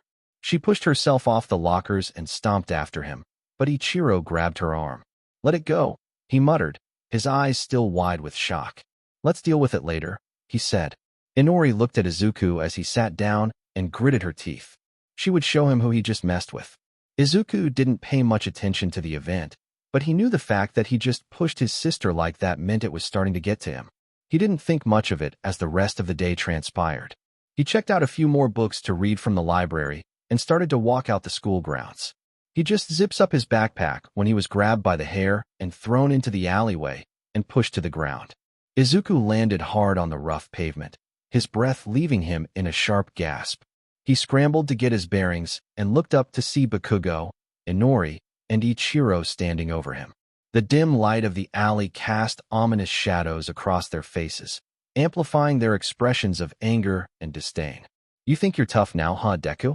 Bakugo sneered, cracking his knuckles as small sparks of his quirk danced across his palms. "You don't get to push Inori like that and walk away." Izuku stood up slowly, pointing at her. "I told her to move."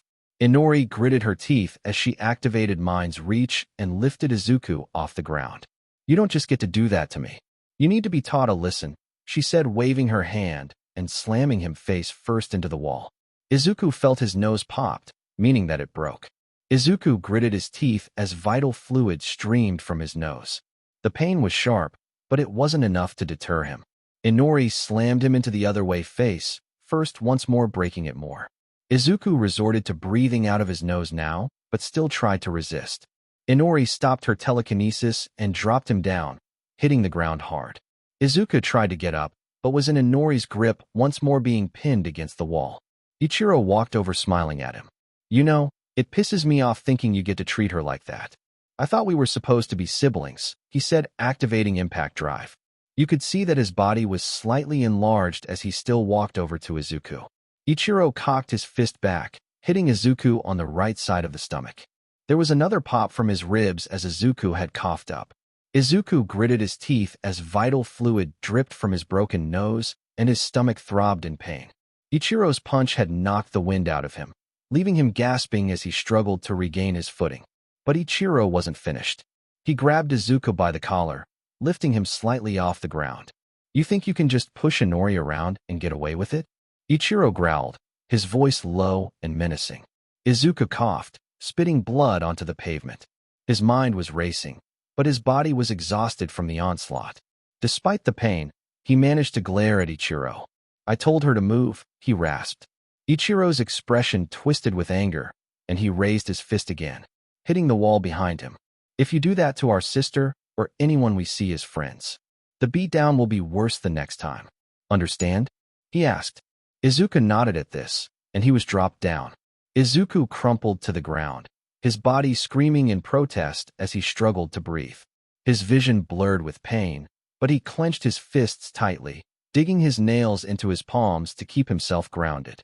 His ribs ached, his face was throbbing, and his stomach churned from the repeated blows. Still, his resolve remained intact. Bakugo sneered down at him, the sparks from his palms flickering like small, menacing fireworks. "You're lucky we're letting you off easily this time, Deku," he said, his voice dripping with disdain. "But don't think for a second this is over. You pull another stunt like that, and you'll wish you never stepped foot in this school." Inori stood off to the side, her arms crossed as she glared at Izuku. Her telekinesis had left her breathing slightly heavier than normal, but her anger was far from being exposed. "You're pathetic," she spat, "trying to act tough when you're nothing but a quirkless loser. You should be grateful we even acknowledge you exist." Ichiro stepped back, flexing his fingers as if he were itching for another punch. His enlarged muscles from Impact Drive began to shrink as he deactivated his quirk, leaving him towering over Izuku with a look of disgust. "We're supposed to be family, you idiot. But you're nothing more than a stain on our name." Izuku didn't respond. He didn't trust himself to speak without his voice shaking, and he refused to give them the satisfaction of seeing him break. He slowly pushed himself onto his hands and knees, every movement sending fresh waves of pain through his battered body. Pathetic, Bakugo muttered again, turning to walk out of the alley. Let's go. He's not worth any more of our time. Inori hesitated, her eyes narrowing as she looked down at Izuku one last time. Stay out of my way, Deku, she said coldly before following Bakugo. Ichiro lingered for a moment longer, his expression unreadable. Then he shook his head and walked off without another word, leaving Izuku alone in the dimly lit alley. Izuku just lay staring at the sky that still had some light out, but just enough that it would be sundown in a couple of hours. He coughed up a few more times, wiping the blood from his mouth. How are we supposed to be family when they treat me like trash? He said to himself, turning over to get up. Izuku was crying slightly from the physical pain and emotional pain. Izuku struggled to his feet, his body trembling from the effort. Each movement was agonizing, but he forced himself to keep going. The alley felt suffocating, the shadows closing in around him as his mind raced with thoughts of despair and anger. His tears mixed with the blood on his face, dripping onto the pavement below. He clutched his side, the pain from his broken ribs making it difficult to breathe, let alone walk. His legs wobbled beneath him, threatening to give out at any moment. But Izuku pushed forward, one shaky step at a time, determined to make it home before the sun fully disappeared. Screw it. I need a hospital, he said as he started to walk to the nearest one he could find. He stopped for 1 second, grabbing his nose. He would be damned if he was charged more money than he needed to. With a yelp of pain, he fixed his nose, and it was back in place. Izuku winced as he adjusted his grip on his side, trying to keep the sharp pain at bay. He knew he couldn't let himself collapse in the middle of the street, not now. His determination to reach a hospital overrode his embarrassment. The occasional glance from passers-by felt like needles, but he refused to acknowledge them. His thoughts swirled with the events of the day. How did it come to this? He wondered bitterly. The so-called siblings who were supposed to have his back were his greatest tormentors. Bakugo had always been harsh, but Inori and Ichiro's betrayal cut deeper. Family wasn't supposed to hurt you like this, physically or emotionally. He gritted his teeth, his resolve hardening with each agonizing step. I can't stay like this forever, he muttered. I won't. The faint glow of a neon sign caught his eye, a small urgent care clinic. It wasn't a full hospital, but it would do. Izuku hesitated before entering, his hand trembling as he pushed open the door. The cool, sterile air of the clinic was a stark contrast to the suffocating warmth outside. A receptionist looked up, her eyes widening at the sight of him. Oh my sir, are you okay? Izuku forced a weak smile, though the movement sent a fresh jolt of pain through his face. I need some help, he said, his voice hoarse. The receptionist hurried to her feet, calling for a nurse. Within moments, Izuku was led into a small examination room. The nurse's questions came rapid fire, but Izuku struggled to answer, his mind clouded by pain and exhaustion. Did someone do this to you? The nurse asked gently, her eyes scanning his injuries with a mixture of concern and suspicion. Izuku hesitated. His first instinct was to deny it, to protect the people who had done this even if they didn't deserve it. It was just me getting jumped, he mumbled, avoiding her gaze. The nurse didn't look convinced, but she didn't press further. We'll need to get you cleaned up and take some x-rays to assess the damage, she said. Izuku nodded, too tired to argue. As the nurse worked, cleaning his wounds and setting up for the scans, his thoughts drifted back to his training. If I were stronger, he said to himself. When they were finished, the doctor returned with the results. You've got 2 fractured ribs, a partially dislocated nose which you already reset, and some severe bruising across your torso and face. You'll need to avoid heavy physical activity for at least 6 weeks to allow the ribs to heal properly. Izuku's heart sank. 6 weeks? That was practically an eternity in his world. He couldn't afford to stop training, not when he was already so far behind. But there is another option, and you are lucky that there is. There is a lady here that speeds up the recovery of your injuries to where you are good as new, she said, making his eyes go wide. Recovery girl is here? He asked excitedly, but yelping in pain from his ribs. Ah, I see you know your stuff, but yes, she is here. She is on the 3rd floor, and I can have her come down to see if she can do it for you. Izuku's heart raced, a flicker of hope piercing through the pain and exhaustion. Recovery girl is here? He could hardly believe his luck. If anyone could heal him quickly, it was her. "Yes, please," he said, his voice breaking with relief. Despite the sharp pang in his ribs, he sat up straighter, ignoring the nurse's worried glance. "I mean, if she has the time."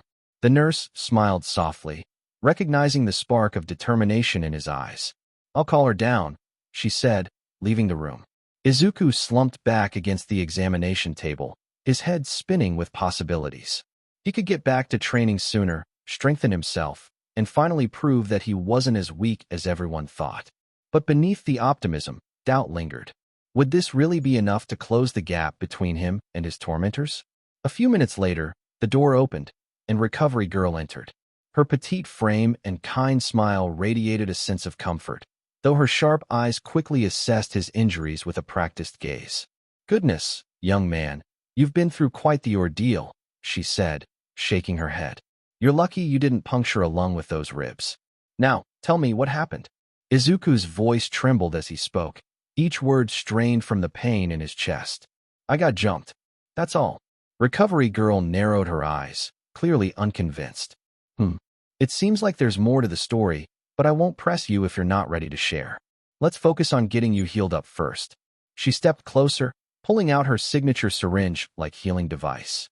"This will use a good amount of your stamina, so you'll need to rest afterward. But you'll be good as new in no time." Izuku nodded eagerly, though his body was still tense from the aches and bruises. "Thank you, ma'am.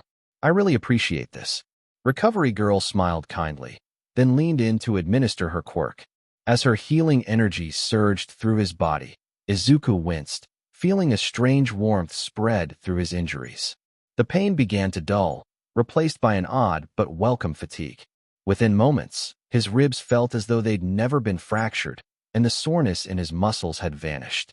"There," Recovery Girl said, stepping back and wiping her hands on a handkerchief. "You're healed, but you'll still feel drained for a while. Go home, eat something nutritious, and get plenty of rest. Do you have someone to help you?" Izuku hesitated, the question hitting a sore spot. "No," he admitted quietly, looking down. "I can manage on my own." Her expression softened, but she didn't push. "All right, young man. Just promise me you'll take care of yourself. You've been given another chance to keep going, so don't squander it." "I won't," Izuku said firmly, his green eyes shining with determination. "Say, young man, you look familiar," she said, looking at him closely. "Have I seen you from somewhere?" she asked. "I think you have me confused with someone else," said Izuku, wondering who she thought he was. Recovery Girl tilted her head slightly, her gaze sharp as she studied him, but she didn't press further. "Maybe. It's not uncommon for me to see young faces around here. You're certainly a determined one, though. Keep that fire, it'll take you far." Izuku nodded silently, grateful for her words, though a nagging feeling settled in the back of his mind. He'd felt that same sense of familiarity in her voice, like she had known him long before that moment. But, as he thought about it more, he realized that it didn't matter now. All that mattered was healing, training, and proving to himself that he could become something more. Recovery Girl gave him one final smile before she turned to leave the room. "Now, get some rest, young man. Don't push yourself too hard. Remember what I said, take care of yourself." Izuku smiled weakly, the words sticking in his head as he left the clinic, feeling lighter than he had in days. Even though the events with his family had left scars on his heart, the physical pain was now a distant memory, thanks to her healing. Izuku started to walk home knowing he would be late for supper, but he didn't care too much. He decided to see one night if they cared if he was home or not. When they had dinner, and not surprised, they didn't say a thing. It hurt him more than they realized, but if they didn't care enough to have him at dinner, then it wasn't worth it. As he got home, the lights were off, meaning the family was somewhere else right now.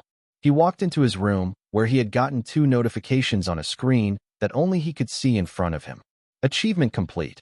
Apply for a gym membership, get a job, and commit to a consistent workout routine for 3 months. Reward: 1 quirk creation available. This made Izuku smile, knowing he could give himself another quirk. The question is what, though? He went to his room and entered his mind space, excited to create a new quirk. When he entered, Chase was already waiting for him, ready to create a quirk.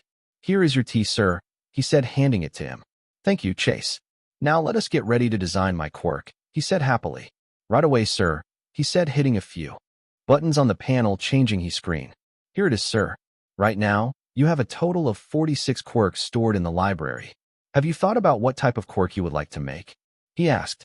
Well, that is the thing. I currently have Brain Boost, which gives me an additional 40 IQ constantly, and I don't know where to go from here. What type of quirk would be good to make? He asked for his opinion. Chase put a hand to his chin. Well, there are defensive quirks, elemental-based quirks, IQ quirks like you have made, and many more. I am not too sure, he said honestly. All right, let me look through the library for a second, he said, waving his hand to generate the library before him. Chase had taught him that, and he was glad he could use it now. He started to look through his collection of stored quirks and started to list some of them. He looked at one for all and didn't even take a second glance. Hell no, he said, walking past it. Let me see here. Explosion wouldn't be good. Jolt is a maybe. I still would like to see what I can do with that, he said to himself. That was when his eyes went wide. The book he picked up said the words heal on top of it. Izuku smiled and went back to the panel to get to work. Chase, I just realized that I possess Recovery Girl's quirk heal. This is a big game changer, he said. Chase raised an eyebrow, his gaze shifting to the quirk Izuku had just selected. Heal, he repeated thoughtfully. You're correct, sir. That's indeed a game changer. But why did you grab it? Well, if I am being honest, I do not want to go to the hospital constantly from being beat up, so I think it would be a good idea to have a quirk that can heal me and maybe others, he said quietly. Excellent idea, sir. How would you like to set the parameters of your new quirk? He asked as he put the quirk to the screen for him to choose. Is there a way to have the quirk heal myself slowly over time, but also heal others? He asked. Yes, sir, there is. You also have a quirk in storage that you have read in depth yet. As he snaps his fingers with the book teleporting in his hand, he said, showing him. The book was labeled Cellular Stimulation. In essence, the quirk talked about how it could boost the cells of the body to increase the healing process in a positive way and not negatively affect the body. That's interesting, Izuku murmured, glancing between the heal quirk and the new book. Cellular stimulation could speed up the healing process. If it enhances the cells of the body to recover faster without causing harm, I think it could work perfectly with heal. Chase nodded in agreement. Exactly, sir. The combination of heal and cellular stimulation could allow for a rapid healing process, not only for you, but also for others. You could heal more efficiently and with greater range, and the energy cost might be reduced, as the body will recover on its own more swiftly. That would be amazing. Though I would rather have myself place a hand on them to heal them and not kiss them, he said, blushing slightly. Let me make the adjustments and see where it is. Izuku started to make the adjustments, his fingers moving quickly over the virtual interface. All right, I want to be able to place my hand on someone, heal them, and use cellular stimulation to speed up the process. But I also need the ability to heal myself without the need to touch myself. I want it to be faster than normal regeneration, but also so that I do not get tired myself. Wait, I also want people to not get tired of when I heal them, he said, looking at Chase. Chase nodded thoughtfully as he processed Izuku's request. Understood, sir. So, you want to heal others by placing your hand on them, using cellular stimulation to enhance the healing processing, and being able to heal yourself passively without tiring yourself or others out. That's quite an intricate setup, but it's possible. We can add a passive healing mode that activates when you are injured, healing you gradually without consuming too much energy. Izuku's fingers hovered over the screen, his eyes scanning the parameters. Yeah, I like that. Izuku and Chase finished the parameters of the quirk building process and took a step back to admire their work. All right, what we have is we combine both aspects of the quirks, and it is quite the powerful quirk, said Chase, analyzing it. So, you will be able to regenerate much faster than by normal standards, but we won't know until it is in effect.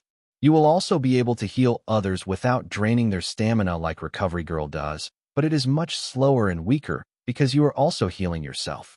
Just realize that you do not need to heal yourself manually and that it will be a part of you naturally, Chase said, sipping some tea.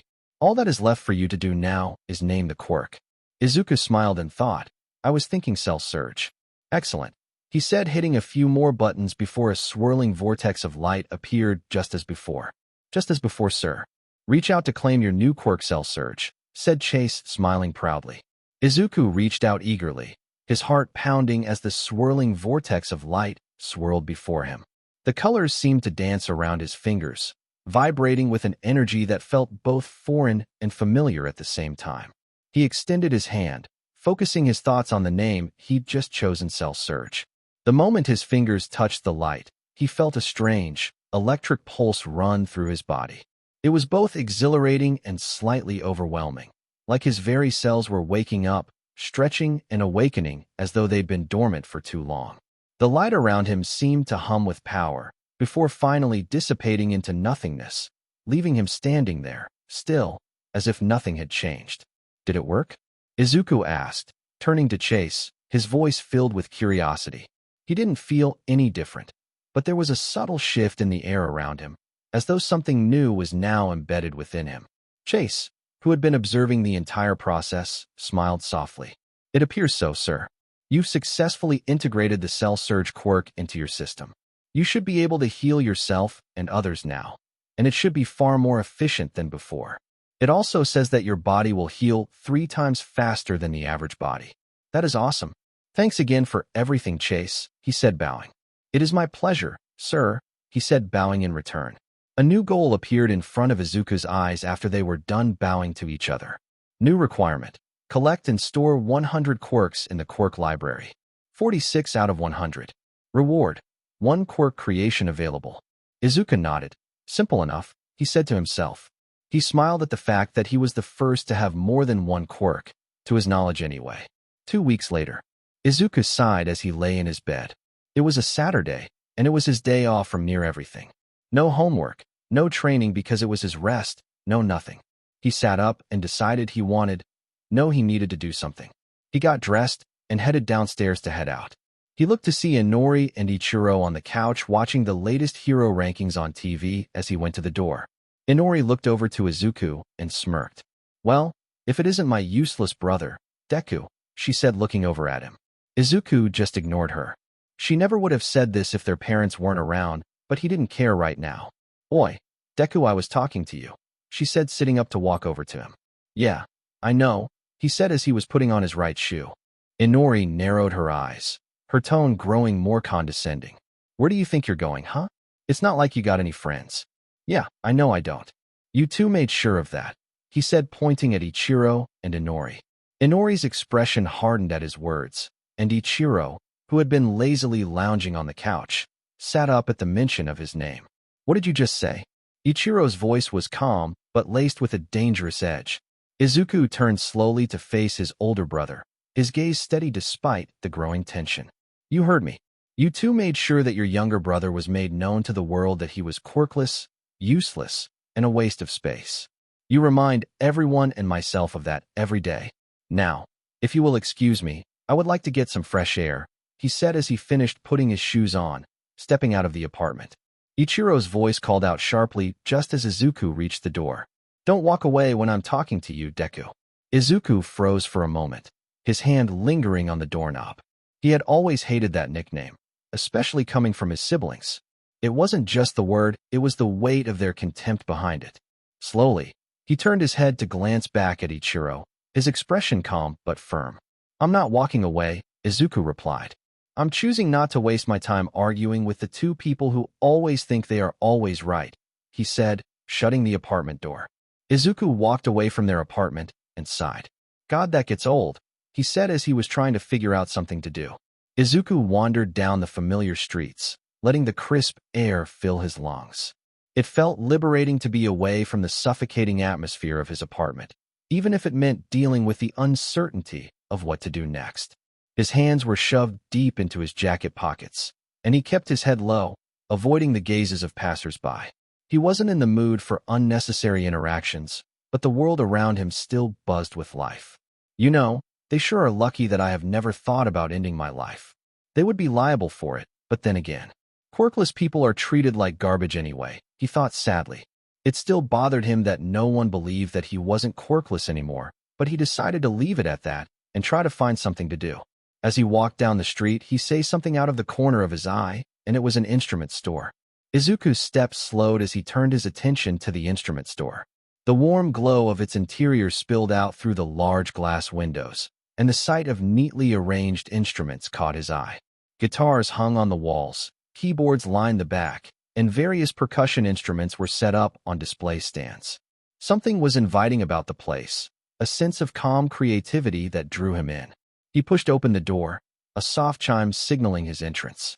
The inside of the store smelled faintly of polished wood and leather, a combination that instantly put him at ease. A middle-aged man stood behind the counter, cleaning a violin with meticulous care. He glanced up at Izuku with a friendly smile. "Welcome. Let me know if you need any help," the man said before returning to his work. Izuku nodded at him and smiled as he looked at the selection. He packed a buttload of money today in case he wanted to have a lot of fun. Not like that, you perverts. As he looked at the guitars, he wasn't too sure what to get, whether it was an acoustic or an electric one. He was interrupted from his thoughts as someone tapped him on the shoulder. "Trying to figure out what kind of guitar you want?" asked a feminine voice from his side. "Yeah, I've never played or anything, so I don't know where to start," he said, turning to the girl. Izuku turned to see a girl with short, black hair and a pair of headphone jacks dangling from her earlobes. Her sharp, black eyes appraised him with a mix of curiosity and confidence. She wore a leather jacket over a band t-shirt, paired with ripped jeans and boots, exuding an air of cool nonchalance. A pair of drumsticks were tucked into her jacket pocket, hinting at her musical background. The girl gave him a small smirk. "Well, if you're starting fresh, you've come to the right place. I'm Kyokujiro. I know a thing or two about guitars and music in general." Izuku offered a shy smile, a bit taken aback by her easy demeanor. "I'm Izuku Yagi. I've been thinking about picking up music to, try something new. Do you work here?" "Oh no, I don't. I saw you were struggling and decided to help," she said, shrugging. Jiro tilted her head, her sharp eyes narrowing slightly as she studied him. "You seem like someone who could use a good escape," she said, her tone softer. "Music has a way of drowning out the noise in your head.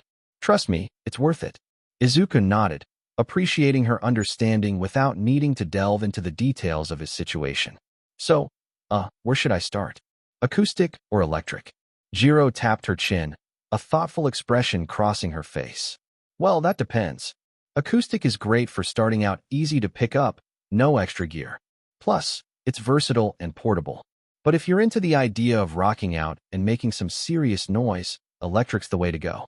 Izuku scratched the back of his head. "I don't know. I think I'd like something I can play at home without disturbing anyone."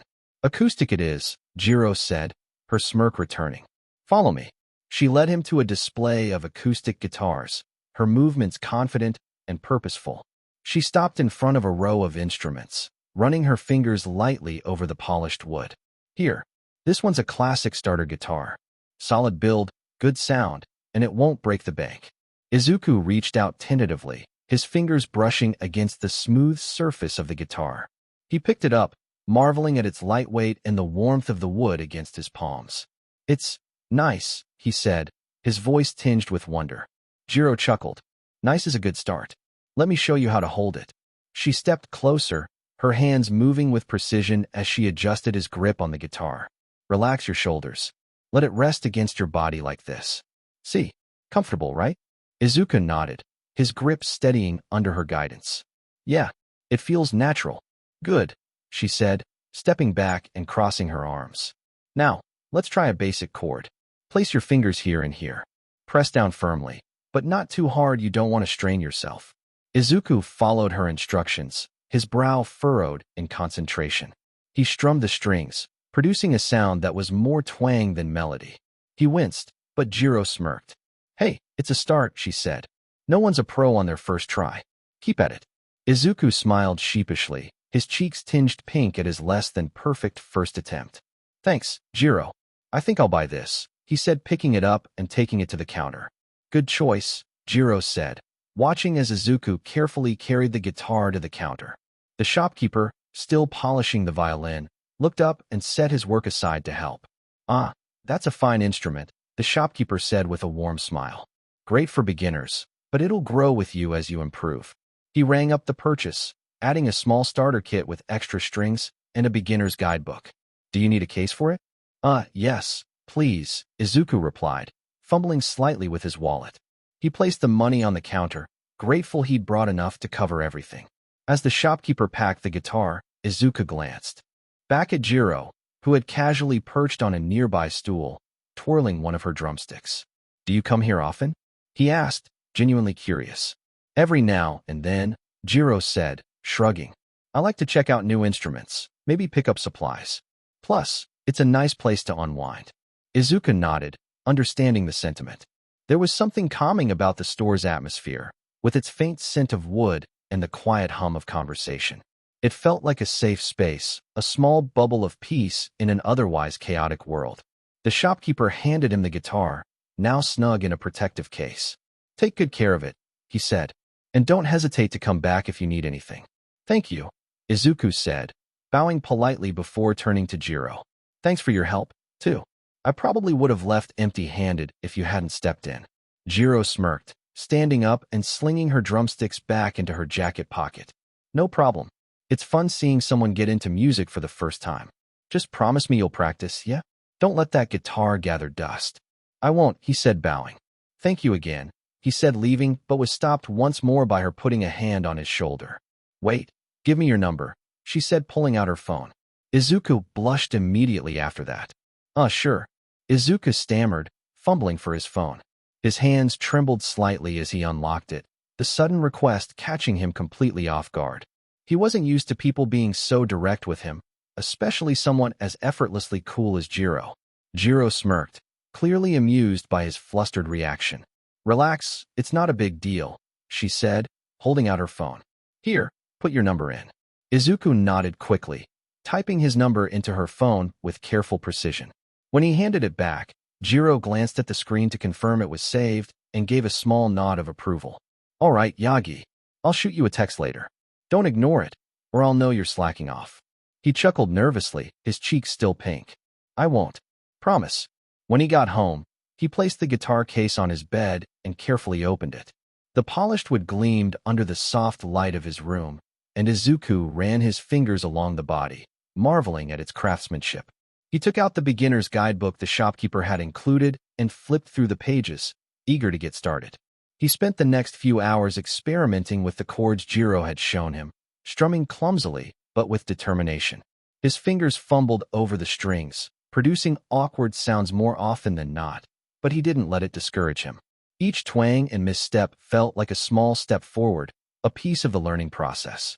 As the sun dipped below the horizon and the room darkened, his phone buzzed on his desk. He picked it up to find a message from an unknown number. Hey, it's Jiro. Practicing already, right? Don't tell me you gave up after one day. Izuku grinned and quickly typed a reply. Of course. I've been practicing for hours. It's harder than I thought, though. Her response came almost immediately. Good. It's supposed to be hard. But you'll get there. Keep practicing, and you'll be good in no time. Say, what school do you attend? Izuku hesitated for a moment before replying. It wasn't that he didn't want to answer Jiro's question, but it still felt strange to talk about his personal life with someone he'd only just met. Still, she'd been kind and encouraging, so he figured there was no harm in telling her. Aldera Junior High, Izuku typed back, then hesitated before hitting send. After a moment, he pressed the button, feeling a small flutter of nervousness as he did so. It wasn't like Aldera had the best reputation, and he wasn't sure how Jiro might react. Her reply came quickly. Aldera. Not exactly the most famous school, but I guess it gets the job done. Do you plan on becoming a hero, or are you just doing music as a hobby? I would love more than anything to be a hero, and I am working on becoming one by going to UA High. I am learning music to have as a hobby, so that I am not always training, reading, or overexerting myself, he texted her. UA, huh? That's pretty awesome. I get the whole balance thing, though. Heroes can't save the world if they burn out, right? Plus, music's a great way to relax and focus on something other than the stress of everything. The two continued to text each other, making Izuku smile more and more. This was a friend that he could consider an actual friend, not unlike Bakugo or his siblings. It might have been his first year at Aldera Junior High, but he couldn't wait to get out of there. He hoped that this new friendship would last. 1 month later, Harder Izuku, said Arai as he laid out another palm strike at Izuku's chest. Izuku dodged the attack by going for a leg sweep, but his sensei had dodged that one as well. Izuku always remarked that Arai having a triple-jointed quirk was always a pain because he could just dodge about 95% of his attacks. It was likely why Arai used to be number 73 in hero rankings. Izuku quickly rolled to the side, narrowly avoiding a spinning backkick that would have knocked him flat on his back. His heart raced, and sweat trickled down his forehead as he rose to his feet, trying to shake off the growing fatigue. Arai was relentless. His quirk, which allowed him to stretch and twist his limbs in unnatural ways, made him nearly impossible to predict. Every time Izuku thought he had the upper hand, Arai's strange, triple-jointed limbs gave him the flexibility to escape. Come on, Yagi. You've been training for months now. You should be able to land a clean hit by now. Arai's voice was stern but not unkind, a sharp contrast to the playful teasing he sometimes gave during their sparring sessions. Izuku panted, wiping the sweat from his brow. I know. It's just hard to keep up with your quirk. He adjusted his stance, trying to anticipate Arai's next move, his mind running through various techniques he'd learned over the past month. Arai's eyes gleamed with that familiar, calculated amusement as he prepared another attack. Your biggest weakness, Yagi, is that you're too predictable. You're relying too much on what you already know.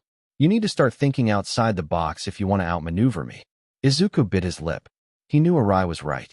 His usual method of brute force wasn't going to work here, especially when facing someone with such an unpredictable quirk. He needed to adapt, to improvise. Just as Arai launched himself forward, Izuku dropped to a crouch and let his opponent pass over him, narrowly avoiding the palm strike aimed at his head.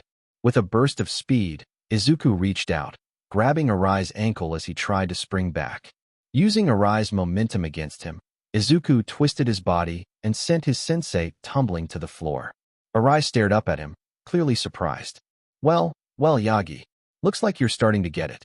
Izuku, though exhausted, couldn't help but smile. It feels different, but I think I'm getting the hang of it. Arai pushed himself up with a grunt and offered a hand to Izuku. That's what I like to see. You're finally thinking on your feet. Keep this up, and you'll be ready for UA in no time. Izuku had told him that he would like to go to UA a couple of years down the road, and he was one of the few that believed in him. Aside from Jiro, of course, who supported him in his endeavors. Thanks, Arai-sensei, Izuku said, bowing slightly. I'll keep working at it. Arai smirked, crossing his arms. Good. You're making progress, Yagi, but don't let it get to your head. You've still got a long way to go before you're ready for UA. Keep training, keep pushing yourself. Oh, and one more thing. Izuku blinked, looking up at him. Yes? Arai leaned closer, a mischievous glint in his eyes. Don't forget to ice those bruises.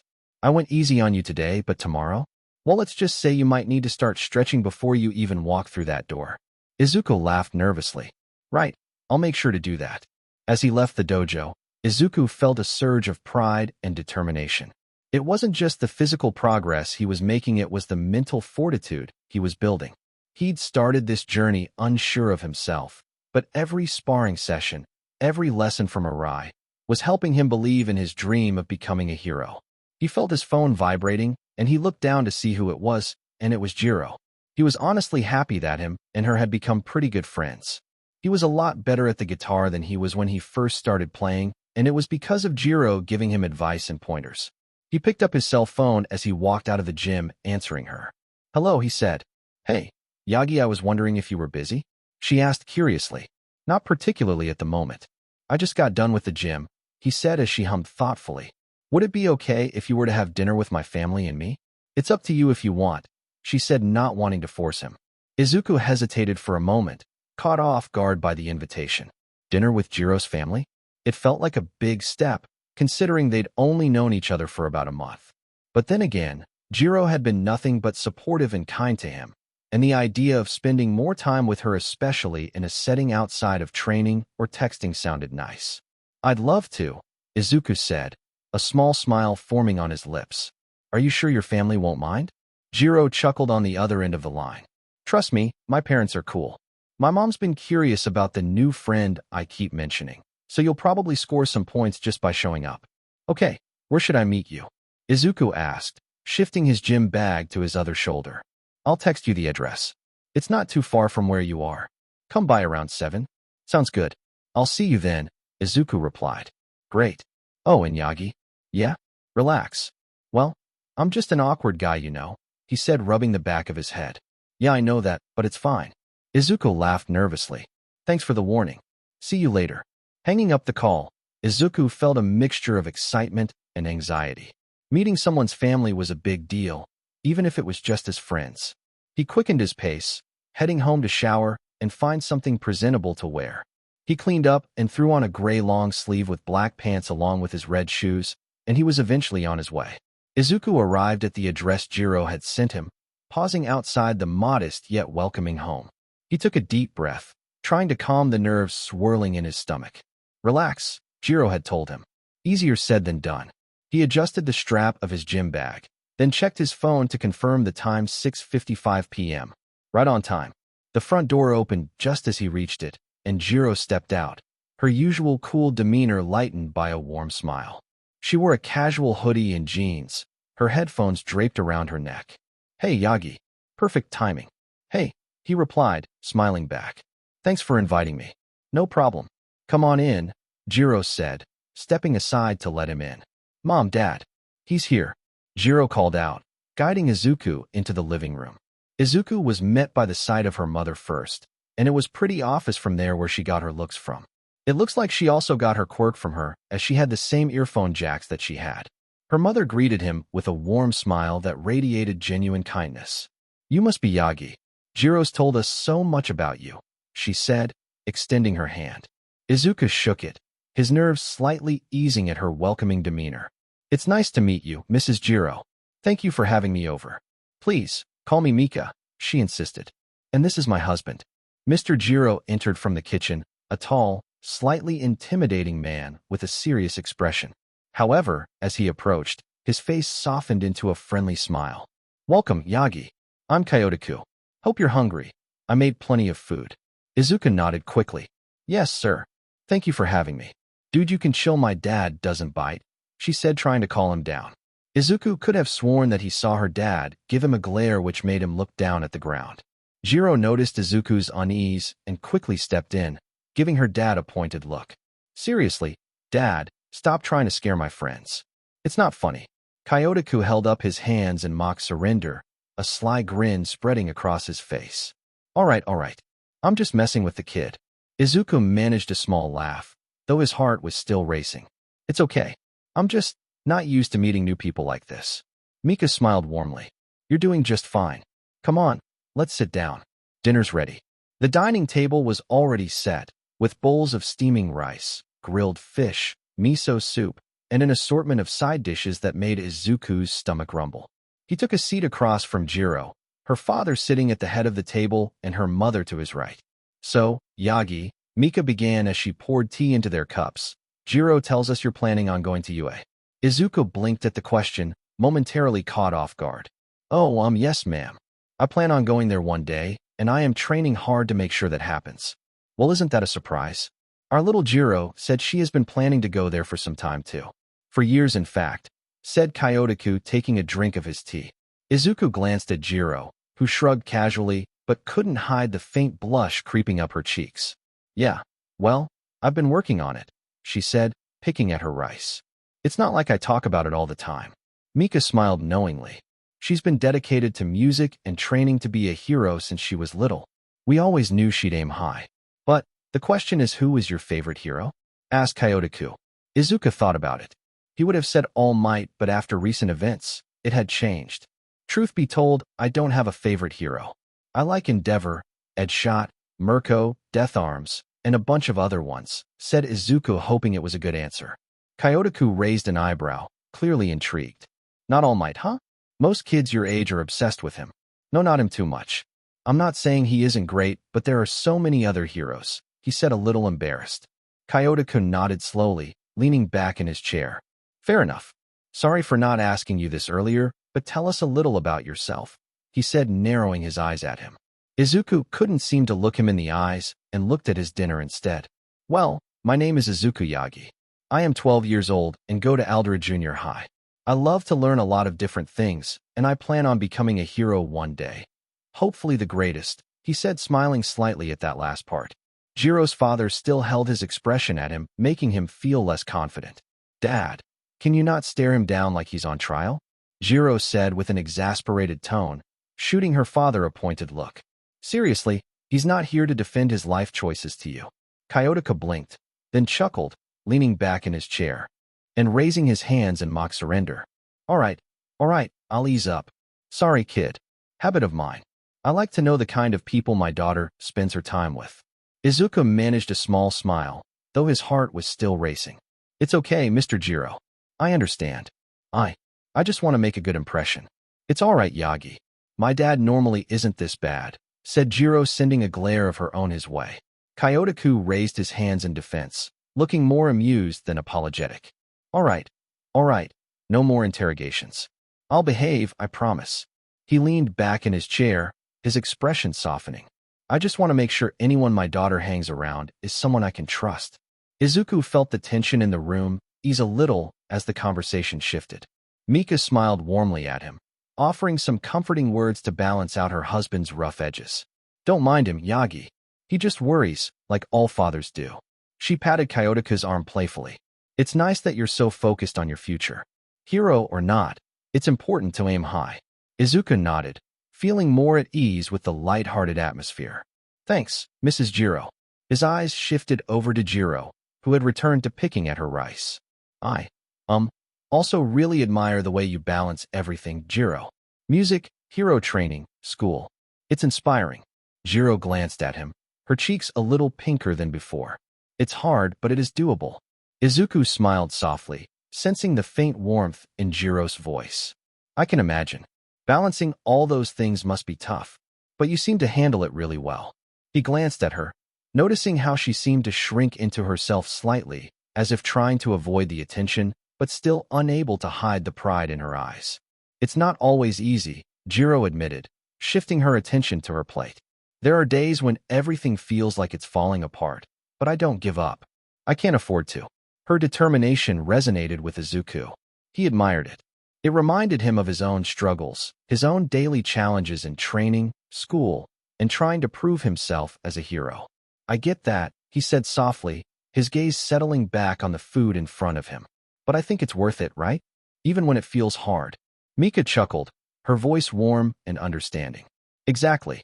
It's those tough times that help you grow, Yagi. You'll face obstacles along the way, but it's how you handle them that counts. Izuku nodded, feeling encouraged by her words. He could see why Jiro had inherited that tenacity from her mother.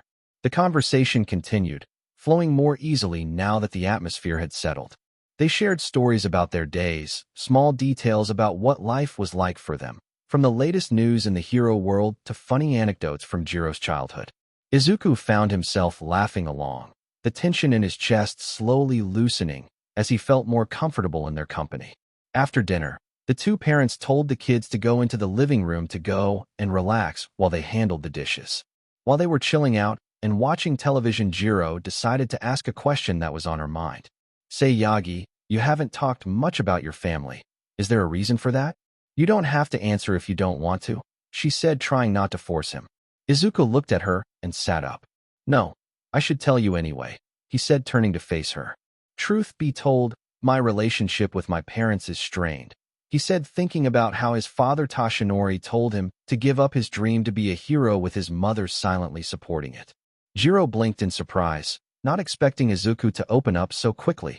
She noticed the way his shoulders tensed slightly, the way his hands gripped his knees as if grounding himself.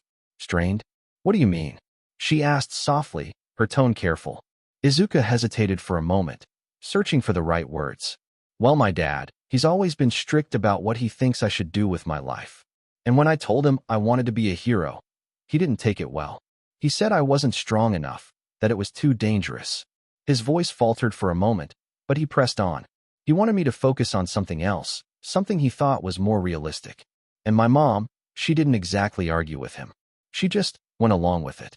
Jiro frowned, leaning forward slightly. That's rough. So they don't support you at all? Izuku shook his head. Not really. All this studying, training, martial arts, and all that stuff. I have been doing this without their knowledge.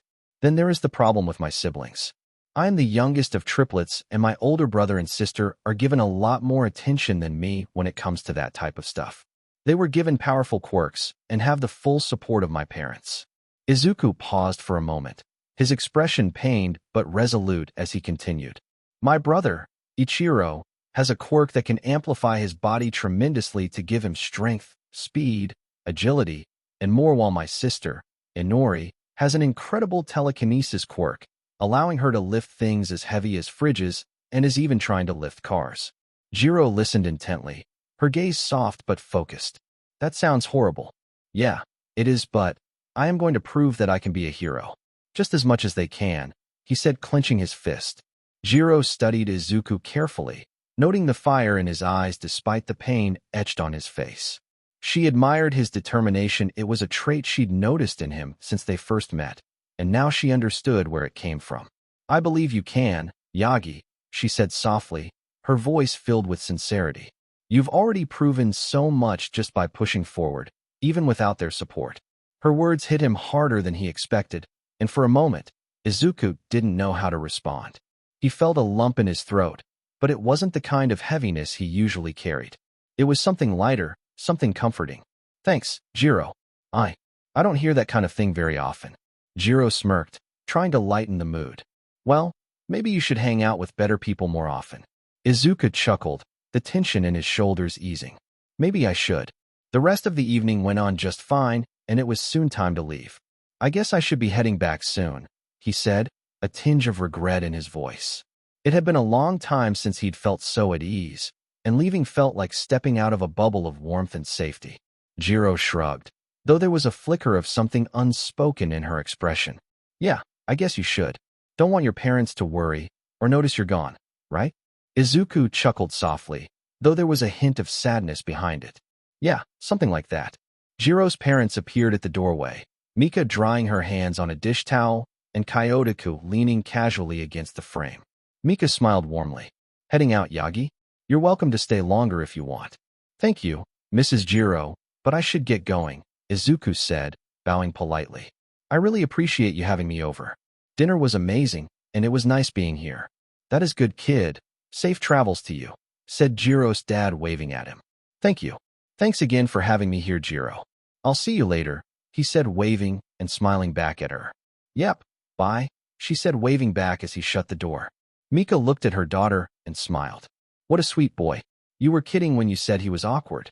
Jiro sighed, slumping into the couch after the door clicked shut behind Izuku. He's not that awkward, Mom. He's just shy, that's all. She tried nonchalant, but the warmth in her tone betrayed her. Mika chuckled, settling next to her daughter. Shy, maybe, but there's something endearing about the way he speaks. He's genuine, which is refreshing. She gave Jiro a knowing glance. You don't bring friends home very often. What made you want to bring him over? Jiro shrugged, avoiding her mother's gaze.